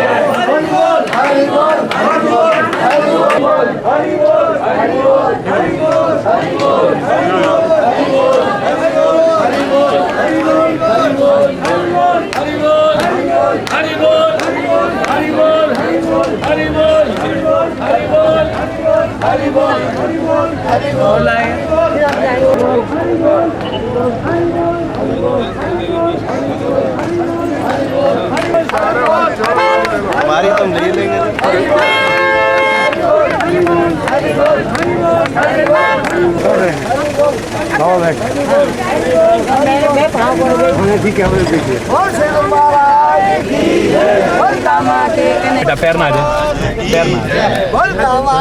भैया की जय, वाले भैया की